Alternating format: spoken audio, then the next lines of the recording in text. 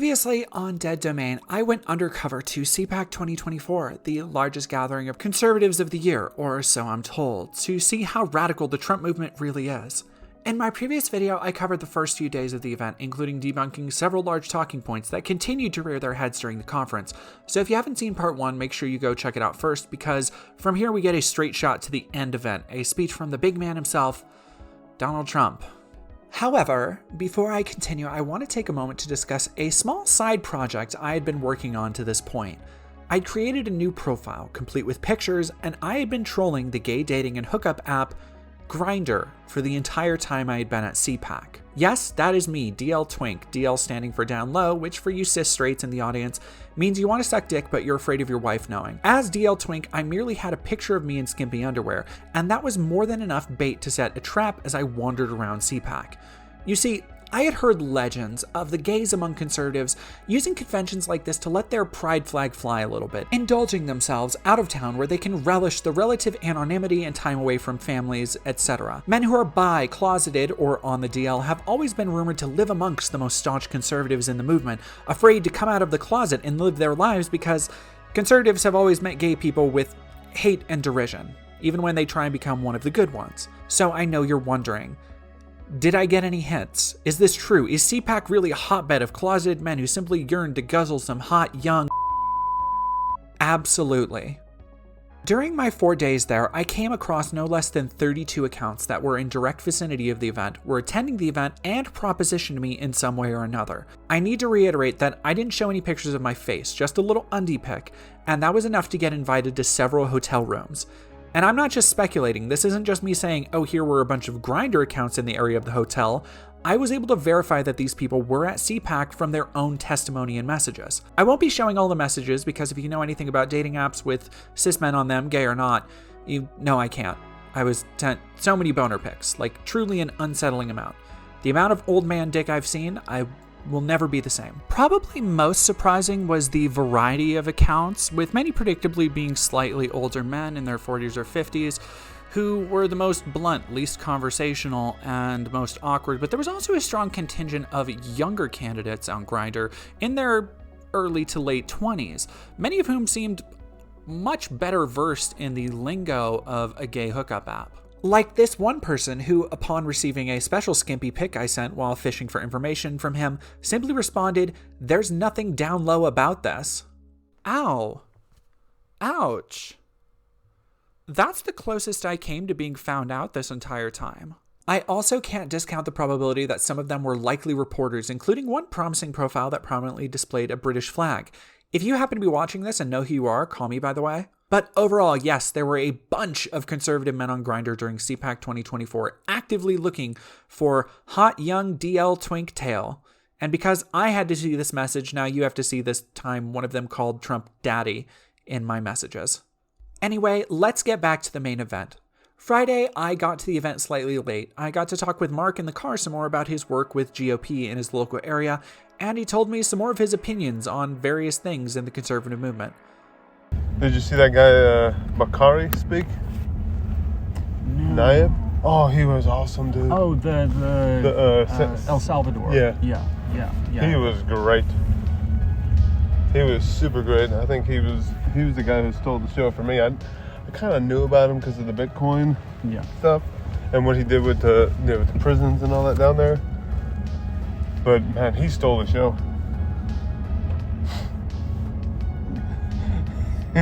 He made so many people in the front a little nervous. All these Jewish guys were all nervous when he was talking. It was hilarious. Today, I had planned to do some interviews on the show floor, but we were late a bit, so I missed the opening talk by Sebastian Gorka. Like Steve Bannon, Gorka is a weird old dude with a lot of suspicious ties to alt-right movements. He has family ties to Nazi-adjacent paramilitary groups in World War II that he is very proud of, despite his father not actually being a part of the Vitesse Ren like Gorka claimed when he wore insignias of the Nazi sympathizers on air. He's now a talk show host after his stint in the Trump admin and gets plenty of speaking gigs like this. On my way to the speaking stage, I got flagged down by a really cute girl with a French accent who wanted to talk about interviewing evangelical Trump supporters. Supporting Trump, what do you think about this kind of support for Trump? I think it's great. I think Trump has the evangelical vote because He believes in strong Christian values, and those pastors supporting him are just helping to further that agenda. I was wearing my shirt that said, Jesus is my savior, Trump is my president, so that one is on me, I suppose. Right after, I was approached by an old woman who wanted to talk to someone about whistleblowers she knew. I don't know why she chose me to talk to.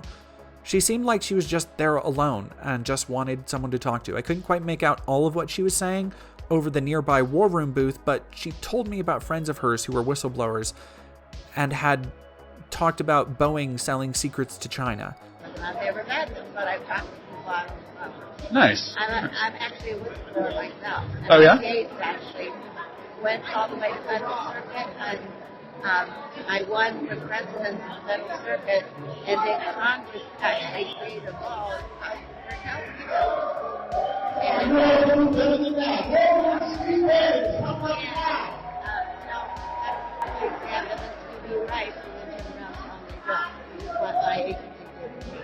Oh, no. Yeah. So, but it was because there were many cross-based abuse on contracts that I was not in house, and I wouldn't sign amendments and money, millions of dollars. She said she had never met them, just talked online. I made an excuse to go to the bathroom to get away, and later I saw her talking to someone else, so I wondered if they got the same whistleblower expose I did. When I finally get to the stage, Jay Aba has taken the stage for CPAC Japan. While he is president of the Japanese Conservative Union, he is also a member of the far-right Japanese cult called Happy Science. The cult was founded in 1986 by a man who claimed to be a reincarnation of a god from Venus who created all life on Earth, Ryuho Okawa. Okawa has used Aba's political position to further ties with right-wing nationalist movements in America, growing closer to open nationalists like Steve Bannon and CPAC head Matt Schlapp. Aba has been a longtime member of this movement and doesn't really like to talk about it publicly. I wonder why. Anyway, the guy who follows a reincarnated Venus Jesus is talking, so let's listen in.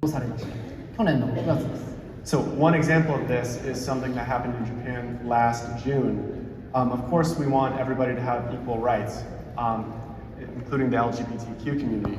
But there was a law in Japan that was essentially forced through that didn't just give equal rights, it sort of forced the ideology on the Japanese people. ここで大活躍していたのがシカゴ市長をしていたラーム・エマニュエルという現在の駐日大使、彼がものすごく主張して、これはバイデン政権の大きな政治目標だから、ぜひ日本でも実現しなければいけないと、もうメディアで、そしていろんな政党の党首も働きかけて、無理やりこの運動を日本で起こしたんですね。And former mayor of Chicago, Rahm Emanuel, who is now ambassador to Japan, he's the one who really forced this through on Japan. This is mostly a translated speech where even the Japanese contingent is spreading LGBTQ fears and blaming Rahm Emanuel, which gets a huge murmur from the crowd. I putz back into the hall for a brief spell where I run into Sebastian Gorka himself, who is an unexpectedly large man, and his head is larger in real life than this picture portrays. So I guess I did get to see him that day after all. The other talk I wanted to see and missed was from Kash Patel, who was shilling his book Government Gangsters. Kash Patel is a Trump loyalist who went on to work at Truth Social. During an interview with Steve Bannon's War Room, Patel confirmed the Trump campaign's plans to enact revenge on their political opponents if elected. So he's another person talking about personal liberty and freedom who very obviously doesn't believe in any of those things for people who don't agree with him.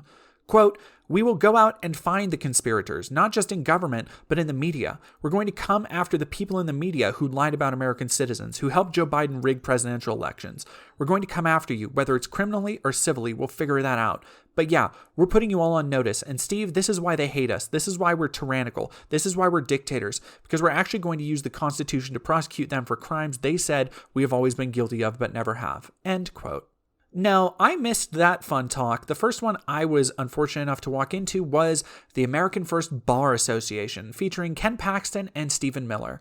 Ken Paxton is the Texas Attorney General and general asshole. In 2015, he was indicted for fraud in a case that is now underway in 2024. In 2022, he said he would uphold bans on same-sex relationships. He wants total abortion bans, even in cases of rape and incest, and he is very in favor of gerrymandering for votes. And he's repeatedly sided with massive corporations when they do crimes.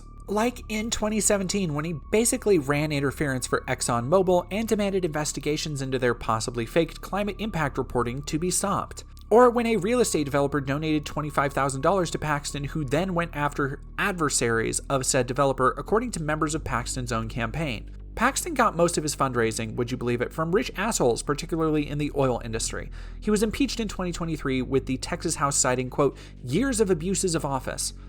Shocker. So all around a great guy to interview about the law, right? Well, what about Stephen Miller? Trump's former senior advisor and a mask-off white nationalist. He was a massive part of family separation at the border and was even noted to have enjoyed pictures of the separated children. He's previously worked with anti-Muslim hate groups. He was at college friends with literal Nazi Richard Spencer. In a series of leaked emails to Breitbart News, he praised and recommended beloved neo-Nazi and racist books like Camp of the Saints. During his time in the Trump admin, he spread fears about white replacement and demographics of the US being undone by immigrants. So this guy is a genuine sicko. So let's hear what he and Ken Paxton have to say about the law. It opens with Ken Paxton talking about how government is going to use law to abuse power and how they should change that. I want to be clear, this talk is one of the clearest looks at how the Trump circle is going to use Project 2025 to circumvent checks and balances to target political opposition while also protecting themselves, and they don't hide it at all. Stephen Miller advocates putting every legal position as hard-right conservatives. Because the only way out of this nightmare is going to be filling every legal office in this country with Dan Bishops and Ken Paxtons. That's the short answer. Because it's CPAC, we need to plug some trans panic talks. They bring up needing to press charges against teachers for trans ideology, for child abuse. This is exactly the kind of dangerous rhetoric that will lead to violence against trans people and their allies. A number of states, for example, have passed laws saying that you can't have this in the curriculum or you can't have that in the curriculum and you can't teach DEI and so on and so forth. Without exception, I can promise you, all the commies in the classroom changed the name of their lecture, changed one word, changed one little paragraph in the syllabus, and did the exact same damn thing every single day because they're communists and that's what they do. Were they sued? No.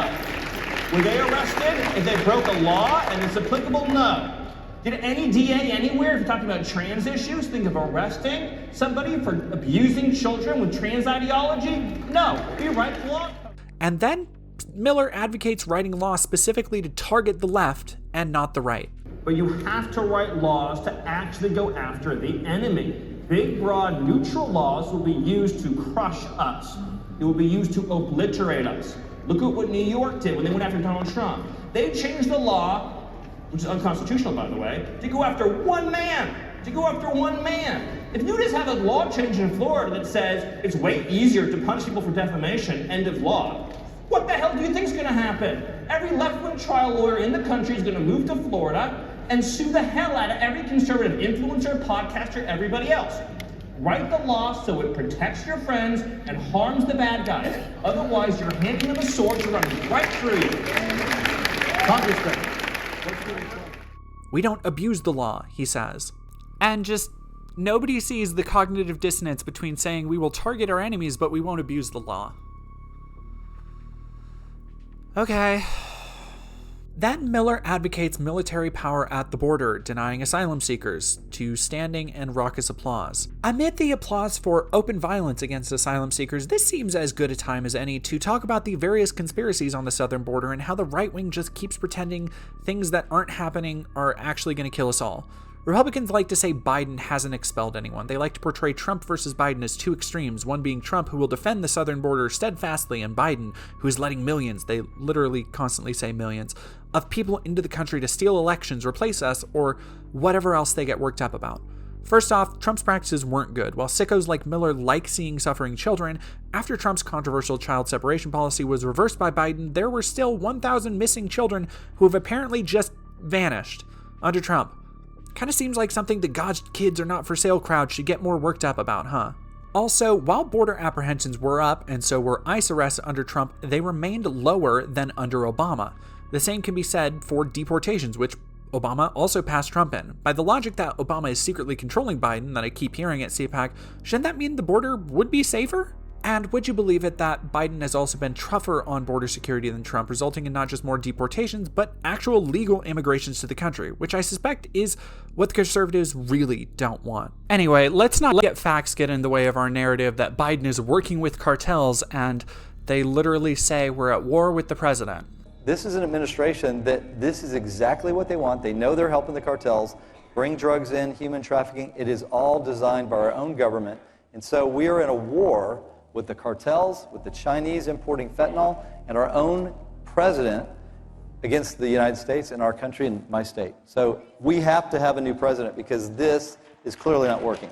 I decided to get some interviews now that the majority of the day crowd seemed to have trickled in. On my way out, an old man gave me a poorly printed card telling me about Christ being my savior, even though, I'm already wearing the shirt, dude. After a full day, I had expected more booths to be set up in the vendor hall. I wander a bit, noting how much of the massive vendor space is just going completely unused. I dive in, partially out of boredom and partially out of morbid curiosity. I try out the Wii dance pad, and it just feels like standing on vibrators. I don't know what else I was expecting, to be honest. My plan had always been to bring 2 shirts and buy a third one at the show. I made my way to the sole and primary merch booth, which still had a wide assortment of tacky rhinestone implements that middle-aged white women were fawning over. I got my shirt and was thanked for my patronage by the seller as he handed me my Punish Trump merch, noting the particularly piss-poor quality of the print and fabric. Looking around, I also saw these chintzy fake gold bobbleheads. The one that had been pulled to display and advertise had a sloppy printing error prominently displayed. These were apparently being sold for $40 a piece. I decided to get some interviews and spied a solid candidate, a woman sporting head-to-toe Trump gear, bedazzled like Liberace's Taylor had a seizure. It'll take a little minute. Alrighty, so I just kind of want to interview you really quick, just get the kind of how you're feeling about the movement, how you're feeling being here at CPAC. Very disheartened, but go ahead. No, you're totally okay. Alrighty, we are here. What's your name? My name's Roberta. Nice to meet you, Roberta. I'm Keith. Tell us a little bit about what brings you to CPAC. Well, Jesus Christ brought me to save a soul every day, and because I love Donald Trump. Now, when Trump gets reelected, what are some things you would like to see change in America? Well, I want the border closed again. I want the pipeline reopened so we can get lower gases, and for him to do something about the grocery bills. Yes, yeah, that would be nice without Biden inflation. Tell me a little bit, how do you feel about the kind of recent DEI initiatives all over the country? Awful. Yeah. Awful. Like Chick-fil-A, a Christian company, has that at their corporate office. You knew that? Yeah. Oh, wow. I am blown away when I learn these things because I just cannot believe. I shouldn't say this, but I can't believe these people are listening to Satan. Yeah. Because it's all Satan of this world driven. And Jesus said, if you love this world, you don't love me. So I am persecuted everywhere I go because I'm promoting Jesus everywhere I go. And I'm unapologetic for it. And tell me a little bit about how you feel about just connected to the DEI, the transgenderism and the wokeness and all the stuff affecting our kids. And do you think, what do you want to see Trump do about things like transgenderism? So I think he said a couple of statements, so I can't do it verbatim, but I'll just paraphrase. Any school that is promoting the DEI, the SES, all of that, the transgender, you get no federal or state funding. Yay. Anybody, I want to say, that is caught molesting a child should be locked up forever or get the death penalty. Amen. Because our children, and I know several MK Ultra survivors that I've met on the campaign trail the last couple of years, where they are traumatized for life. Now they've gotten counseling, and are they surviving? Yes. But are they traumatized for life? 100%. So just know that if you touch one of my kids or one of my grandkids, I've got an AR-15 for you. After our chat, we ended up actually walking a little bit more, and she told me about how her kids don't talk to her anymore as she began crying, and I tried to offer her some kind of advice. My kids are secular right now. Mm-hmm. They're not listening to their Christian mother, and they think I am a wackadoo for doing this for the last 4 years. Are you distant from them, or have they? Speak to me. My daughter has been with me for years. Are they like those woke college type kids? So they're all in their 30s. Okay. So college did a number on them. Right.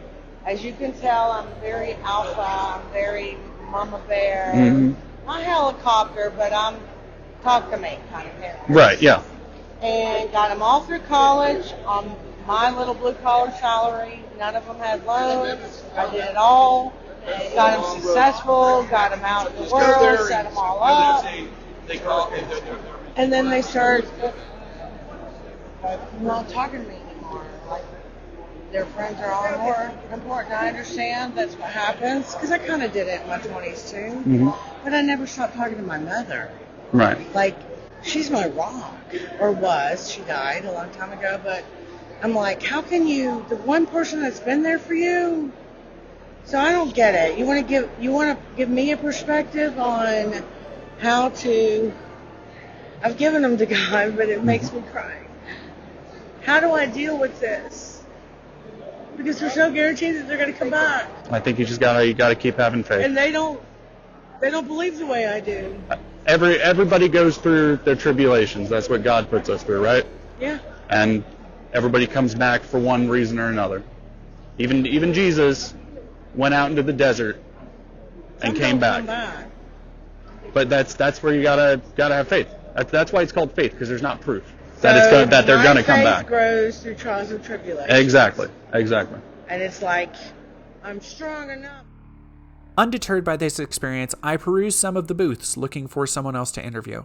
I briefly sat down with one of the people at the Woke Tears water booth who told me about how popular the brand had been at Turning Point USA events. To be clear, this is simply water, the most plentiful natural resource in nature, but packaged with a political message and sold for a premium.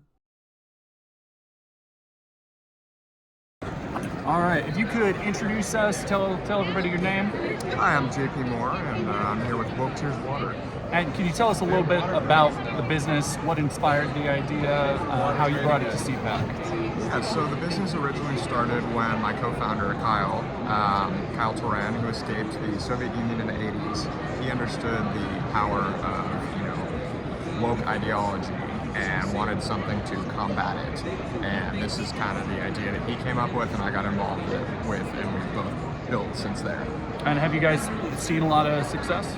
Yeah, so we launched back in December from Turning Point America Fest in Phoenix, and we've had some actually great number of orders come in, and people seem to love the brand and the humor, and we're having a good time, and grow it into the future.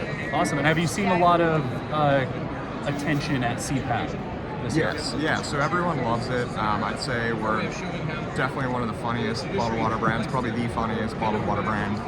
Everyone loves all of our humor. We have a ton more on the website in addition to all the stuff here. WokeTearsWater.com is where you can find that. Okay. Some awesome jokes. Everything's family friendly because we don't want to restrict kids from our push against the woke movement. Awesome. All right, thank you. I interviewed the Maga hammocks lady, who actually seemed quite nice, and her hammocks did look comfortable in fairness. Hi, we are here with, what's your name? Ana Villalobos. And tell us about your business, Anna. My business is Maga hammocks. Make America Great Again hammocks. That's what it means. Swing right. Swing right. Saw the ad. Yes. So everything is, I design them in here in the United States. I send the products back to my country, El Salvador, and we make it with USA material. This is the thread that we use. It's twisted by hand, and then it's crafted by hand with 3 different techniques. And it's about good messages, what we feel, what we're heading here in the United States. So we honor the president 45, Donald Trump. I feel like he's my voice. I feel that he talk about what I feel, and so we honor him in the hammocks. Perfect. A lot of them, yeah. But And what kind of inspired you to choose hammocks? I am from El Salvador, and the nickname of El Salvador is the Valley of the Hammocks. Okay. It's our culture. We sleep on hammocks indoors because they're more comfortable than beds. Yep, that's So this is really my culture. So that's what I'm giving. I am a designer originally, so I did a design product for a living. So I started designing this on my in my free time, and then I said, let me do a business. And when Trump gets elected in 2024, what do you hope to see change in America? Better economy, be safe in the street, crime going down. That's very, very important for me. To be safe and have money in my pocket. That's what I'm looking for. That's fair. That's fair. All right. Thank you very much, Anna. Yeah. It was then I saw this lone attendee at a booth, and I asked to sit down for an interview, figuring it would just be someone talking to me in generic terms about how men are villainized, how no-fault divorce should be abandoned, and more manosphere right-wing adjacent rhetoric. I'm just going to say I was not prepared. All right, we are here at CPAC with, tell us your name. Hi, I'm Saif Khan. It's spelled like that. There you go.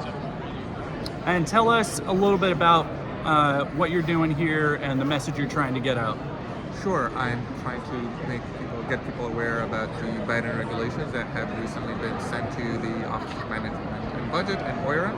It's related to Title IX, and it will roll back a lot of the changes Betsy DeVos brought in Title IX under President Trump, and they will severely hurt the due process protections that were put in place, and a lot of young men across America are going to get hit hard because of it. Now, can you give us an example of how it will directly kind of affect young men? Sure. Well, my story specifically, I was expelled from Yale in a Title IX hearing within which I was provided no cross-examination.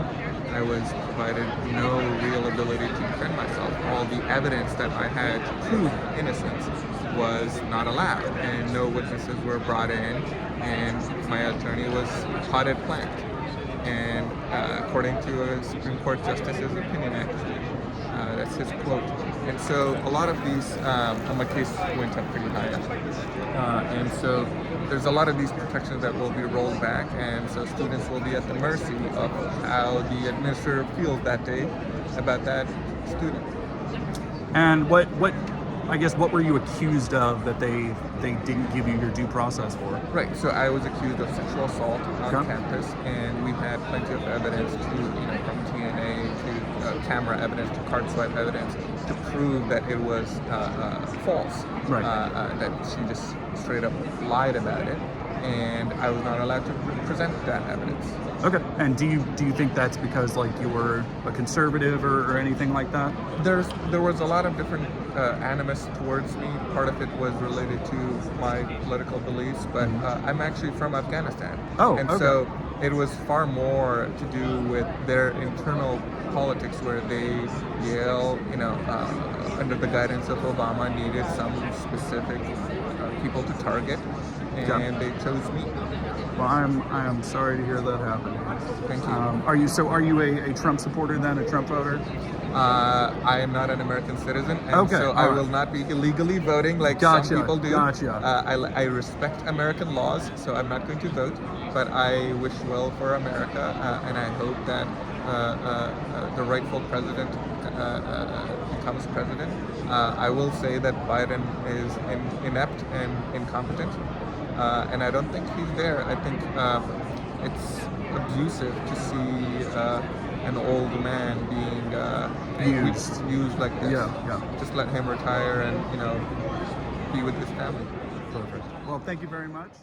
This case has been prominently reported on, and while I can't say for certain who was or wasn't guilty, I can say that the only reason he's able to countersue isn't necessarily for actual defamation, but because Yale themselves, in their hearings, did not follow proper procedure and allow him to do things like cross-examination and for the accused to call witnesses. It should be noted that before being acquitted, he was found responsible by the university-wide Committee on Sexual Assault, which he was expelled for in 2019. This interview spate between MAGA hammocks, woke tears, bling lady, and Mr. Yale had already been a roller coaster, and I hadn't walked 2 feet from this man when a kindly old Swedish woman flagged me down to interview me, again noting my Jesus shirt. She interviewed for a Swedish foreign policy magazine, and she was also writing a book. So I decided to play off my Undercover with some personality traits from my previous Undercover work.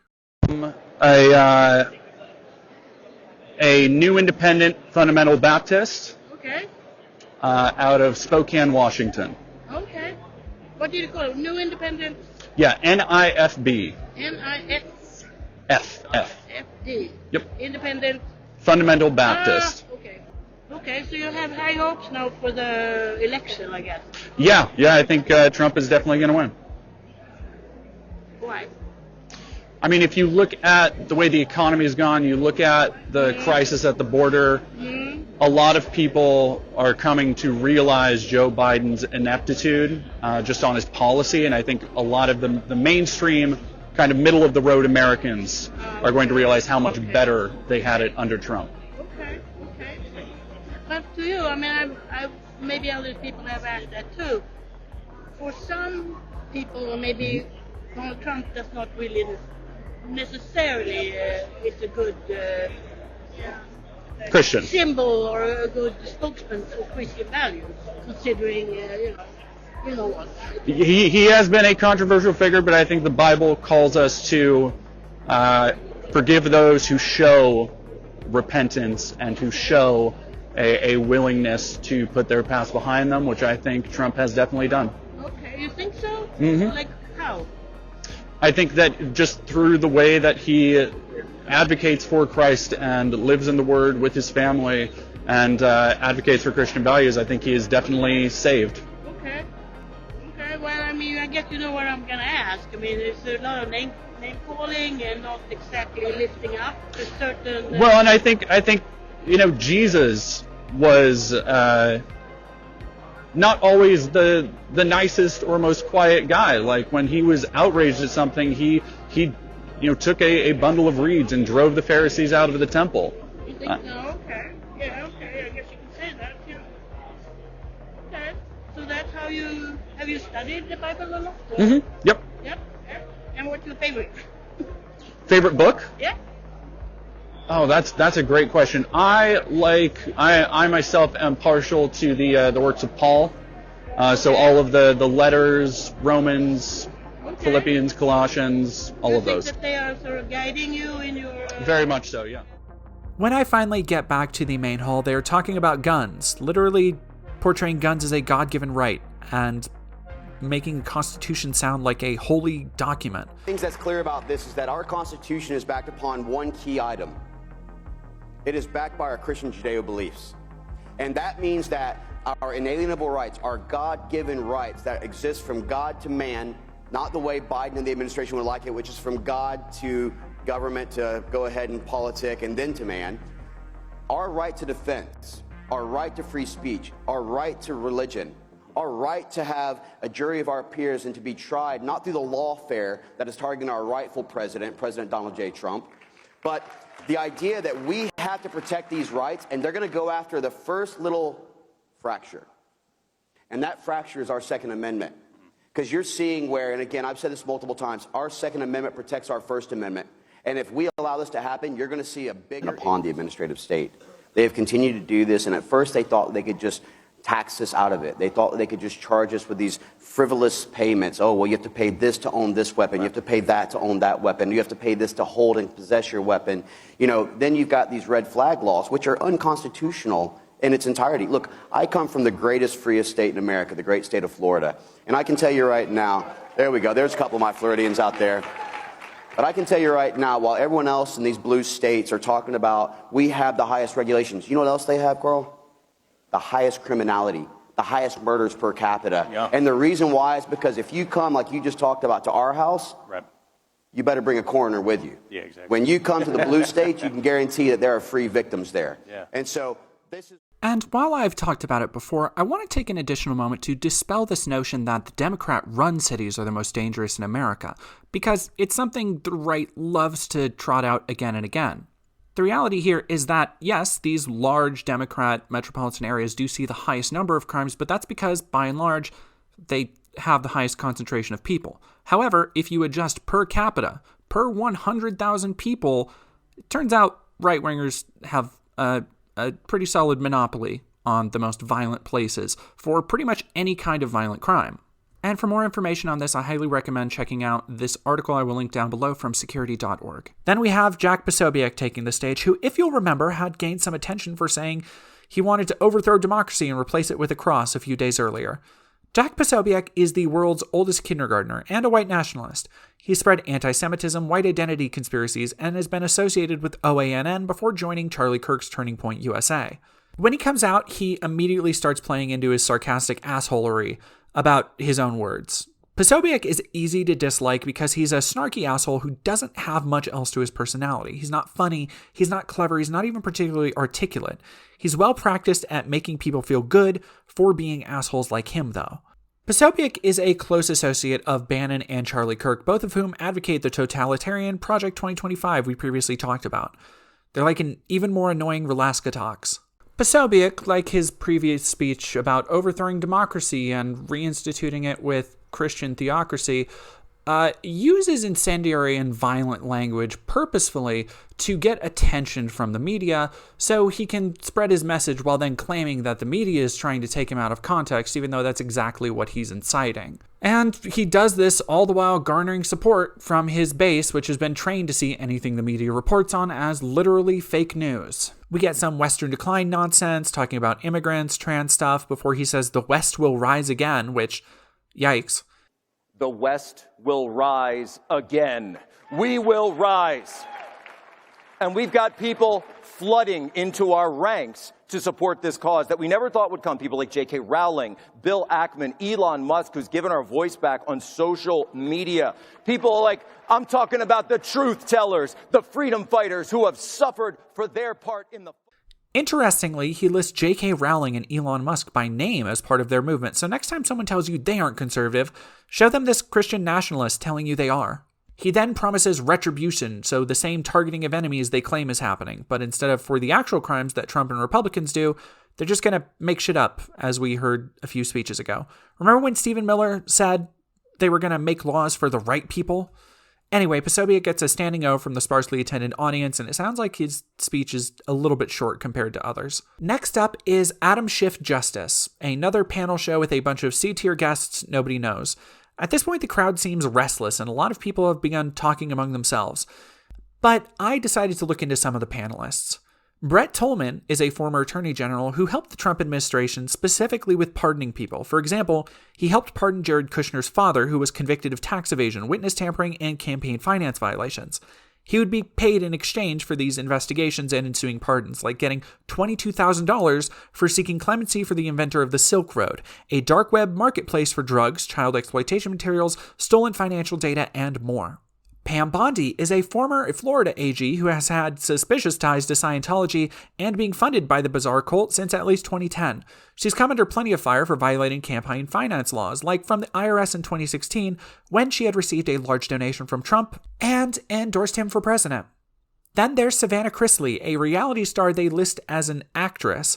She's the daughter of real estate tycoon Todd Chrisley, who, along with his wife, was found guilty in 2022 of tax evasion, which Savannah repeatedly chalks up to being targeted for her family's beliefs. In reality, the family defrauded more than $30 million in loans to fund their lavish lifestyle. With such a wonderful cast, it might surprise you to know this is just painfully boring bitching about the FBI Mueller investigation. They go to great lengths to try and absolve Trump. They even call him the wealthiest man in America. Always follow the money. What they know, Donald Trump didn't do any of this stuff. They don't care. What they want to do is have these huge judgments against him so they take the wealthiest man in America and bankrupt him. Well, the whole process here's when is the bankrupt. government...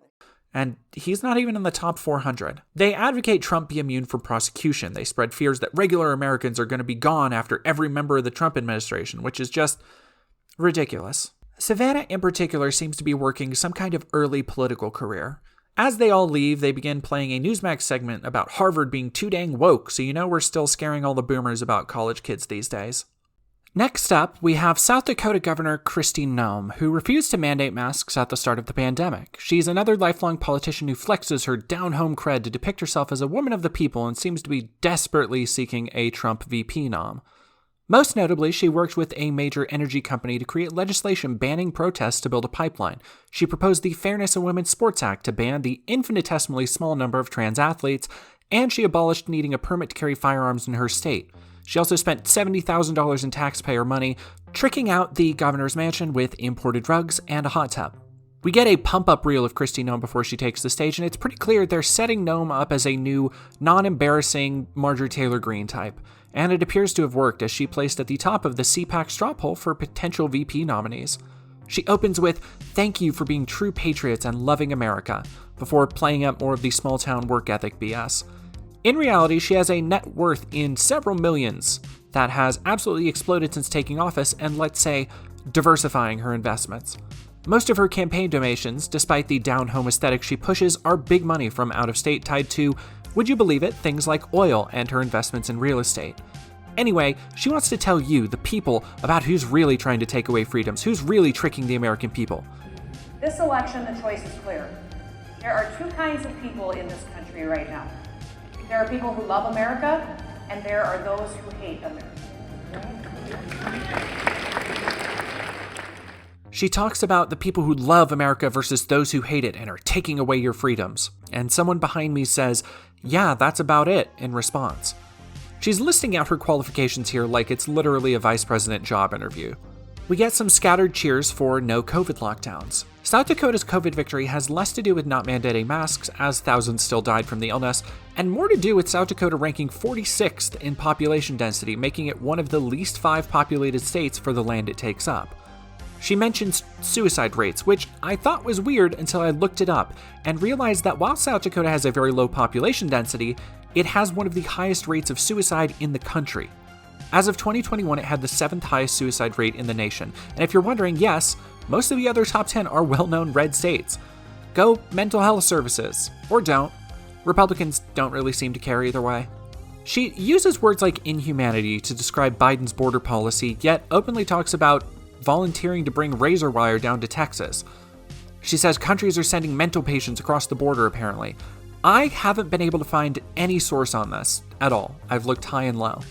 We know that China is taking advantage of the situation, that they're funneling military-aged men into our country, and many dangerous criminals and terrorists from other countries who hate us are making their way here too. Some countries are emptying out their prisons and their mental health institutions to send their responsibilities to us to handle. And then this, unsurprisingly, just turns into another Trump speech, saying Trump is real, he cares about you, he doesn't think he's better than you. President Trump, he broke politics in 2016. He just did. And I think that's a good thing, because he's real. He's not perfect, none of us are, but he cares about you. And what I love about him the most is that he doesn't think he's better than you. Which just really put the bow on this entire act as being an effort to get in Trump's good graces, which is fitting because, like Trump, she's full of shit and obviously interested in personal gain above all else. While it wasn't listed on the agenda, Jim Jordan would take the stage alongside Matt Schlapp, which is kind of fitting for someone undergoing sexual harassment and abuse investigations to be seen with someone who has a history of ignoring sexual harassment and abuse investigations in exchange for a position of power. Jim Jordan is a close ally of Trump, notable also for going all in on election conspiracies. Oh, and when he was Ohio State's assistant wrestling coach, he helped cover up the abuse of over 170 student patients from the team's physician. Several witnesses have said Jordan knew about it and covered it up, if you want to know what kind of person he is. He keeps up the Trump love and immediately asks for a round of applause for Trump. This talk seems to devolve quickly into just open paranoia about Fani Willis, and Matt Schlapp is playing the whole things for laughs, like a really bad comedy set. Hunter Biden gets put on the board of Burisma, gets paid $1 million a year. Fact number... But he is an energy expert. You have to give him that. Fact number... He has a lot of energy. You beat into the punch on fact number 2. Fact number 2, he's not qualified. He said so himself in an interview, I think, with ABC. Schlapp makes some more jokes, and it just sucks. At this point, I'm hungry and I had skipped breakfast to make these talks. I had hoped Jordan would bring more incendiary rhetoric, but he's not particularly known for being a radical or engaging speaker, just a loyal Trump lapdog, which is exactly the role he filled here. I took lunch in the atrium, where Bishop Strickland was chatting with other Catholic priests about whatever conservative Catholic priests talk about. I'm assuming covering up child abuse.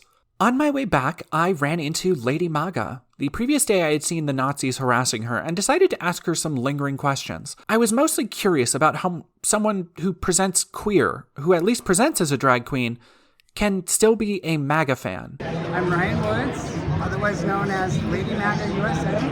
And so obviously you are a drag queen, you're doing drag. I actually saw yesterday I guess they would be called groypers kind of harassing you here. Yeah, it was just one. I had a wonderful time. It was just one young man who didn't want to talk. He just wanted to insult, harass. But I didn't let him get to me. Well, and that's taking the high road is obviously the good thing. But do you get that a lot here? Do you get people? No. I would say it's 90% love, 5% strange looks, and maybe 5% people who don't like you.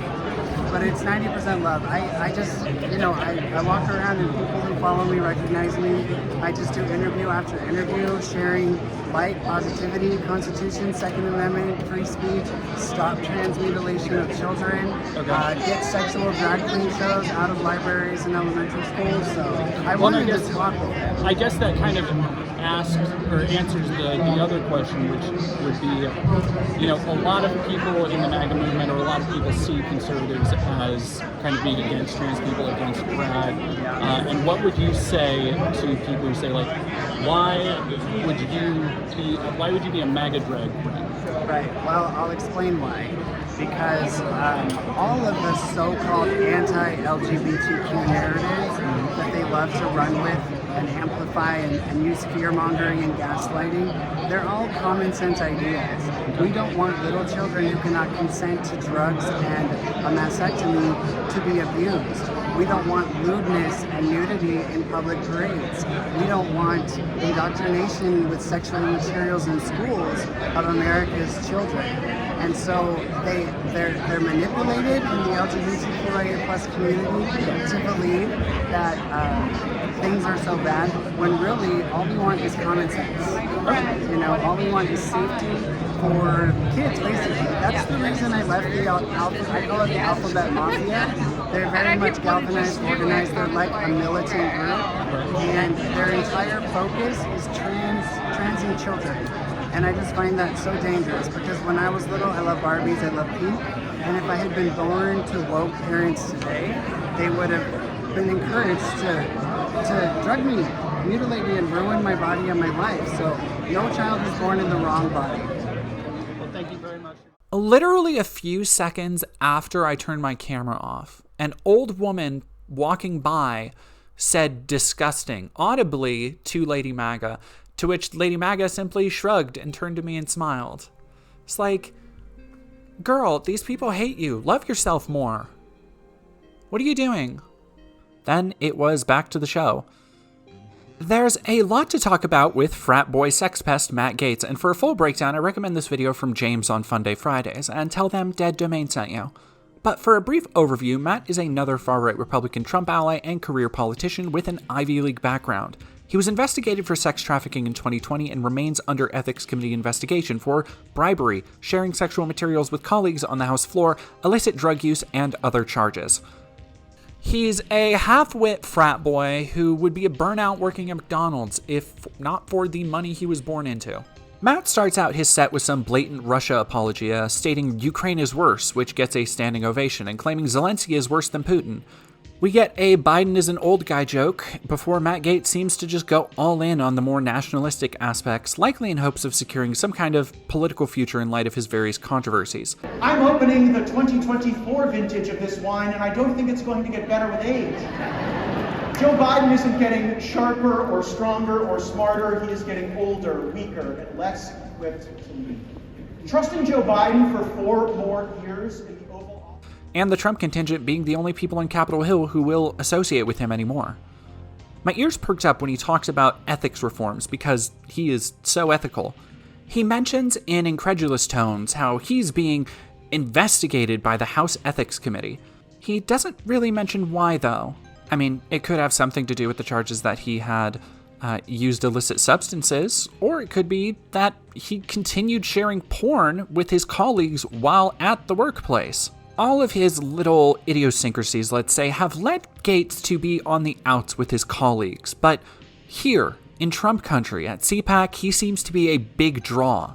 Like, rousing applause, which shouldn't be too surprising given the company, I suppose. I puttered back into the main hall for a bit, where Mike Lindell was getting into a fight with some journalists. He was manic and asking for donations, saying all I have left is a pickup truck as he went on. The company, I'm out $40 million. You know what I have left? My pickup truck and the house I live in. And I'm gonna start. People say to me all the time, would you change anything? Do you regret anything? No.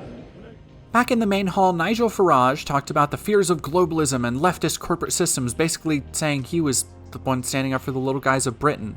There were several more speakers for the day, but none of them looked particularly interesting or inflammatory, and I still had the Reagan dinner later that night, so I wanted to get some rest. In fact, all my notes have written down are go home and fucking nap. I ran into Carrie Lake on the way out and had to walk alongside Forgiato Blow's crew to leave. It was hot, cramped, uncomfortable, and just generally squalid. But on my way out, I saw a woman with a denim "Stop Messing With Our Kids" jacket, and I just couldn't let that opportunity pass me by without getting an interview for Patriot Northwest. Yeah, I'm Ginger Larkin with Parents' Rights in Education, and we're based out of Oregon, but we are a national organization. So we have a website in all 50 states, and we are trying to seek out affiliates that would lead those chapters or affiliations. So, and tell me a little bit about kind of what your organization is. So obviously we're fighting for parents that are kind of stuck in the public school system. We know there's a lot of things going on that we are not approving of course, with curriculum choices, with pornography in the libraries. Things that we're fighting against in Oregon is actually a piece of legislation that is very threatening, that wants to neuter the school boards from having any control over the curriculum. And so we're actually testifying against that right now and want to keep that power within the communities and ultimately the parents. And could you give us some examples? So, people have heard a lot about the kind of the wokeness and the indoctrination that's happening in schools.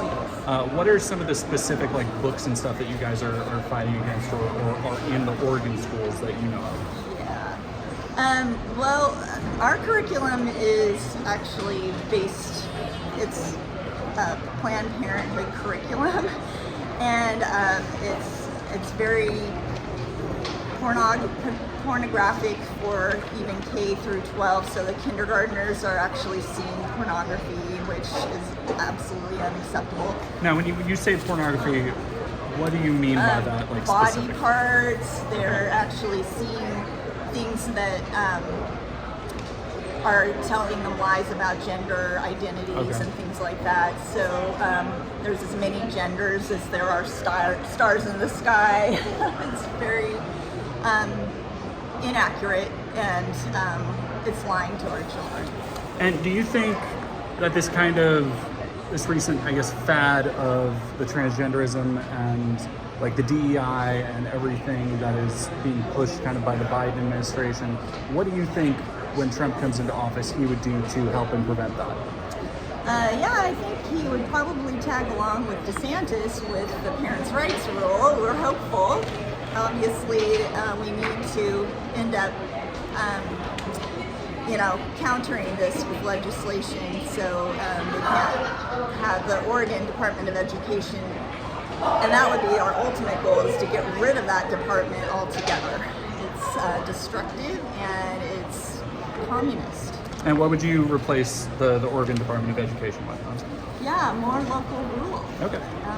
Keep the decisions within the communities, and that's why our organization will promote. We actually are recruiting, and we encourage people to run for school board positions, and we want to enable the school boards to make those decisions locally. Perfect. All right. Well, thank you very much for your time. Her name was Ginger Larkin with Parents' Rights in Education, and I had a fun talk about her efforts on Oregon school boards and the book Genderqueer. Okay. Oh my goodness. Yes. Then, let's see here. There's obviously, Yeah, that's we don't have it, pretty if explicit. Men are going to do what they're going to do, but these are children. When I was 11 or 12, this is, when I first started fantasizing about having a penis, so this is going into the transgender thing. Okay. Genderqueer is one of the conservative right's favorite book banning punching bags, mostly because they're too stupid to actually read it. For example, this section everyone quotes on Twitter to own the groomer libs everyone thinks is of children is not. These are adults. During our interview, I also particularly liked her definition of pornography, essentially including any sexual education material. But back to Genderqueer. This is not a book for children, and has only ever been marketed at young adults and late teens, those who are coming into their sexuality and might find a heartfelt story of self-discovery like this useful. So of course, these people tell me it's being put in elementary schools, along with another book showing kids how to get on Grindr. It talks about, what is that dating app that is 18 and older? It's not Tinder, it's... Grindr? Grindr, yes. Yeah. And in the book, it explains to children, it is for ages 8 and up, and Grindr's 18 and over. There's a chapter explaining exactly how to sign up for Grindr, how to bypass the 18 and older thing, and all of that. And whenever you argue that, to try to get the book removed, because minors should not be able to have any access to Grindr, let alone know how to cheat and get counted. They'll shut you down. They won't let you read it. They won't let you do anything in the school board meeting or anything. So, I'm sure you know all this stuff actually, but I've heard some of it, but it's always good to know a little bit. So when it's a book that is specifically for start reading minors, and it has an entire chapter based on something that a minor is not allowed to use, and explains how to do it. The book she was thinking of and failing to conjure to mind is called This Book is Gay, and is another book written by a queer adult retrospectively in the hopes of helping queer youth not feel so lost and lonely while navigating and providing healthy recommendations for being queer that won't lead them into dangerous situations. Like sex work or homelessness, both things that LGBTQ youth have always suffered with disproportionately. Again, this is a book for late teens, not children. Like Genderqueer, if it finds its way into an elementary school, that should be on the librarians, not the people writing it and not the kids who find it useful. Gay and queer teenagers deserve to have a guide to safe sex to help prevent STDs. The entire point of these efforts is to help kids stay away from people who will want to hurt them. That is all they're for. But to these people, it's pornography. It should also be noted that even according to their own website, the Parents' Rights in Education group loves to spread blatant propaganda. They deny trans people existing, chalk it up to social contagion, spread fears about trans girls infiltrating to hurt cis girls, even as children. Of the few parents' rights groups I've seen, this is one that makes almost no effort to hide their real political agenda. A lot of groups have the good sense to try and hide more conservative leanings in an attempt to draw in wider audiences. But if you go to the podcast advertised on the flyer you can download from the website, you'll find episodes with titles like Schizophrenic Leftists Use Our Kids to Further Agenda and Are We a Judeo-Christian Nation? And would you believe it, they also have a shop page. I've listened to some of the podcasts and may be doing something on them in the future, but don't have all the time in the world to go into it right now. And after this little interview, I thought I was done for the day, for real this time, at least until the Ronald Reagan dinner. But like the worst siren song you've ever heard, CPAC found more reasons to just make me linger a few moments more. This time, it was someone I had actually covered on this channel in depth. The hero of Sound of Freedom himself, Mr. Tim Ballard. While he was nice enough in taking a picture with me, he did really seem like he was going through it. This guy looked like someone going through their 3rd sexual assault lawsuit and 5th lawsuit overall. I tried to rest for a bit before going back out, but it wasn't any use. I was just exhausted and needed an actual recharge I wouldn't get until I returned home. I was annoyed and I hated dressing up. It reminded me of being uncomfortable in an implacable and enraging level, like when I was forced to dress in restricting clothing that was too hot for church services. As I made my way in, I saw Steve Bannon was still going on his stage talking to some lady about the WHO forcing you to do whatever they want and a complete loss of medical freedom in a surveillance state where we will all be controlled with digital ID. Most of the media gallery seems to have wrapped up for the day. I watched people set up the dinner to the tune of a nightmarish dirge.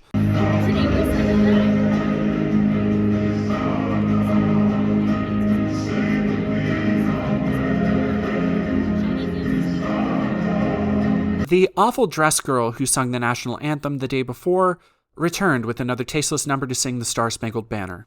In a far corner before the dinner, Mike Lindell is still doing interviews. When we're finally let in, I sit in a place in the nosebleeds where I can get a good shot of the stage. And I order wine. I don't like wine, but I paid $500, and it was the only alcohol available, so I'm drinking some wine. As more people begin sitting down, Christian music is playing. Mary Jo Guinchard for Congress came around to say hi and sat at her table, very friendly, very smiley, and very obviously working overtime on campaign optics with her husband. It takes a while for everybody to get seated, and we are served a pretty tepid salad. After I eat my salad, I notice a woman on stage is speed painting / interpretive dancing to top 40 Christian music and painting Trump next to a painting of Jesus. So I finished the wine I didn't like, and I realized a man in a kilt is standing nearby, and this is the point where it just started to feel a bit like a fever dream. So I ordered more wine, and the song just also kept going like it was the Grateful Dead. Eventually, the proper festivities start, and the Pledge of Allegiance gets messed up, which is impressive for something you'd think everybody here would know, and that school children have memorized. I pledge allegiance to the flag of the United States of America, for which it stands, one nation, under God, which is indivisible, for liberty and justice for all. Natasha Owens, the girl in the bad dress whose name I kept forgetting, is singing. And here we get a look at how Trump, Jesus, and America all wrap together for these folks. They're all seemingly held on equal footing. I understand opening with the national anthem, but a Christian radio song? That's fine, I guess, to pander to the evangelicals. But at what point do they stop and realize that they hold Trump on the same level as Christ by doing these grand, bizarre gestures? We start with the national anthem before singing How Great Is Our God, before singing Trump Won, Natasha Owens' original quote-unquote viral song. Which, by the way, this viral song is terrible. It really just shows conservatives will literally buy whatever their ideology is reflected in, regardless of quality. We live in a dark world, and the battle needs to start on our knees. Oh my god, Natasha, we already talked about Grindr. And then, after Natasha, we get more ads at this $500 event. My favorite ad is this incredible Moms for America commercial with something that definitely happened and advocates more school board shifting. They're doing it in the schools, they're doing it in culture, they're doing it in video games. Every aspect of our society, everything that used to support us as parents is now going against us. And I am not going to allow any of my children or grandchildren to be a casualty in this war. The Moms for American commercial calls trans stuff literally a war, using militaristic language, which shouldn't be surprising. As the ads play, I overhear two ladies across from me talk about how much they love Dinesh D'Souza. And then the CPAC auction, something I had no idea was happening, happens. The winner gets to choose between two paintings of Trump and a painting of Jesus, and without a care or a thought to the optics of the situation, they pick Trump over Jesus Christ. They literally, when asked to choose, chose Trump over Jesus.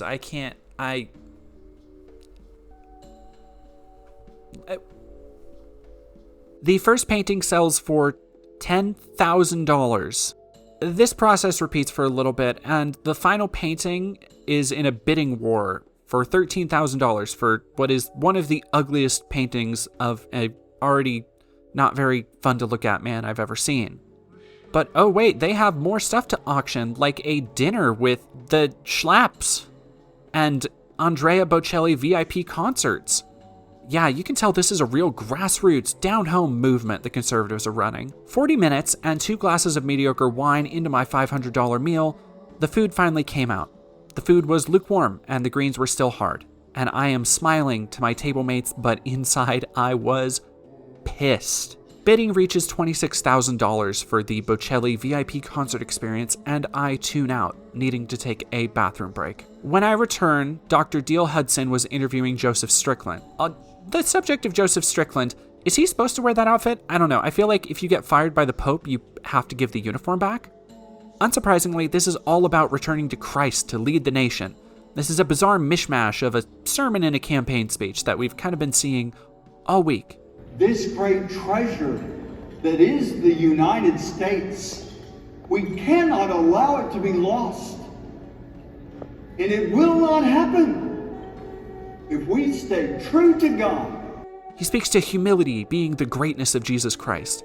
This guy isn't at all like the Baptist preachers I've grown used to. He's much more even and well thought out. He shares a quote about being too tolerant, saying America isn't open to bigotry.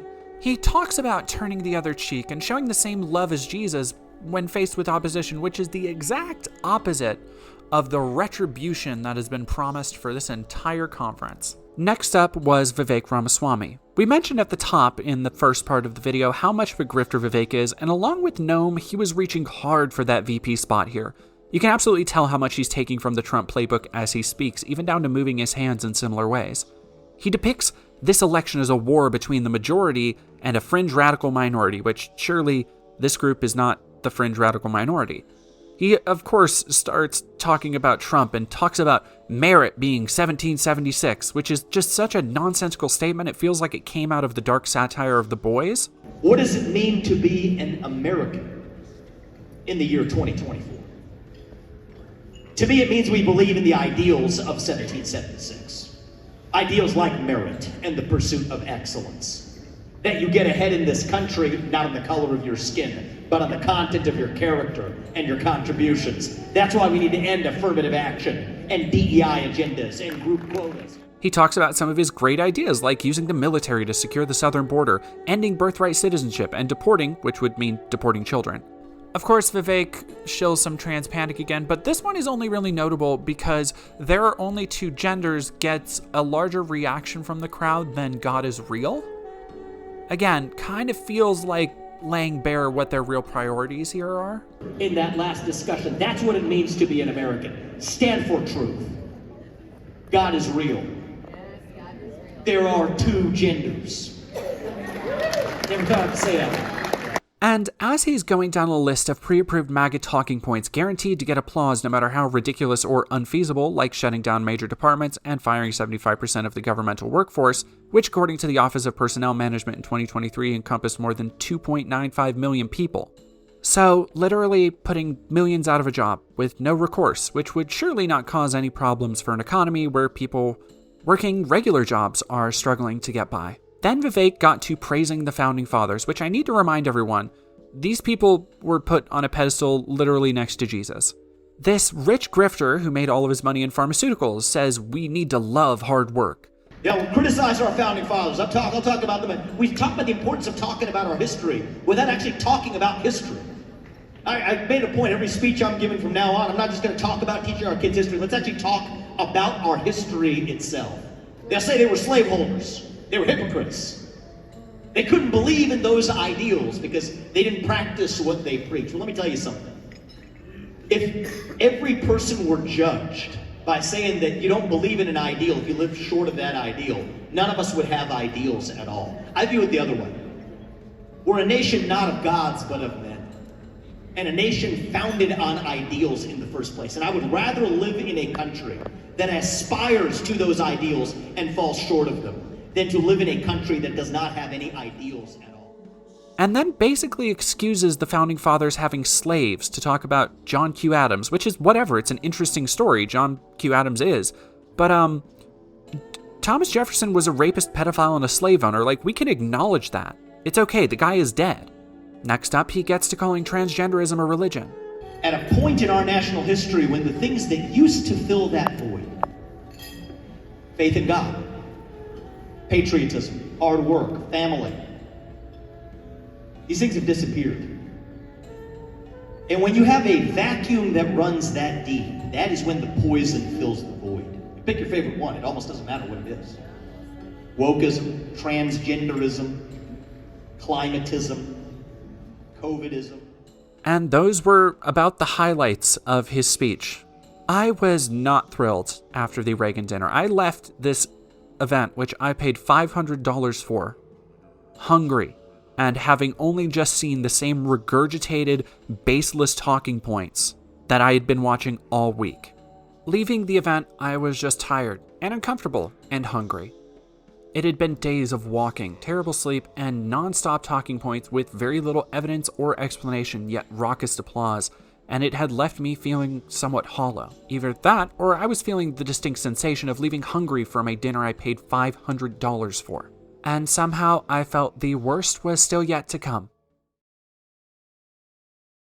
I woke up slightly late to tag along with Mark and my Airbnb host to the event. I had developed a sick feeling in the back of my throat by today, and I definitely need a COVID test when I got back. Today was the day, what the entire week had been leading to. Almost every speaker had been sure to mention Trump in fawning praise, setting him up as a titanic, once-in-a-generation conservative talent that was heir apparent to Ronald Reagan. Trump had been depicted nonstop to be a man of towering intellect and toughness that would make the hard choices and do what needed to be done to fix a failing nation. On the way there, I spent a long time talking with Mark. We talked about things like Bannon possibly being a grifter. But it's well, that's it. He doesn't have Sprint. He's got, like that Patriot Mobile is the biggest affinity fraud in the world, dude. I believe it. It is. They don't own their own network. All they are is they license space on Verizon's network. So they're paying Verizon, and then Verizon just allows them to resell their space because they don't want to deal with the processing and servicing. It's an affinity fraud. It was interesting how easily Mark agreed to whom in the conservative movement might have been a grifter or driven by money over ideals, yet he always came back to them doing more good than bad, or likewise sentiments.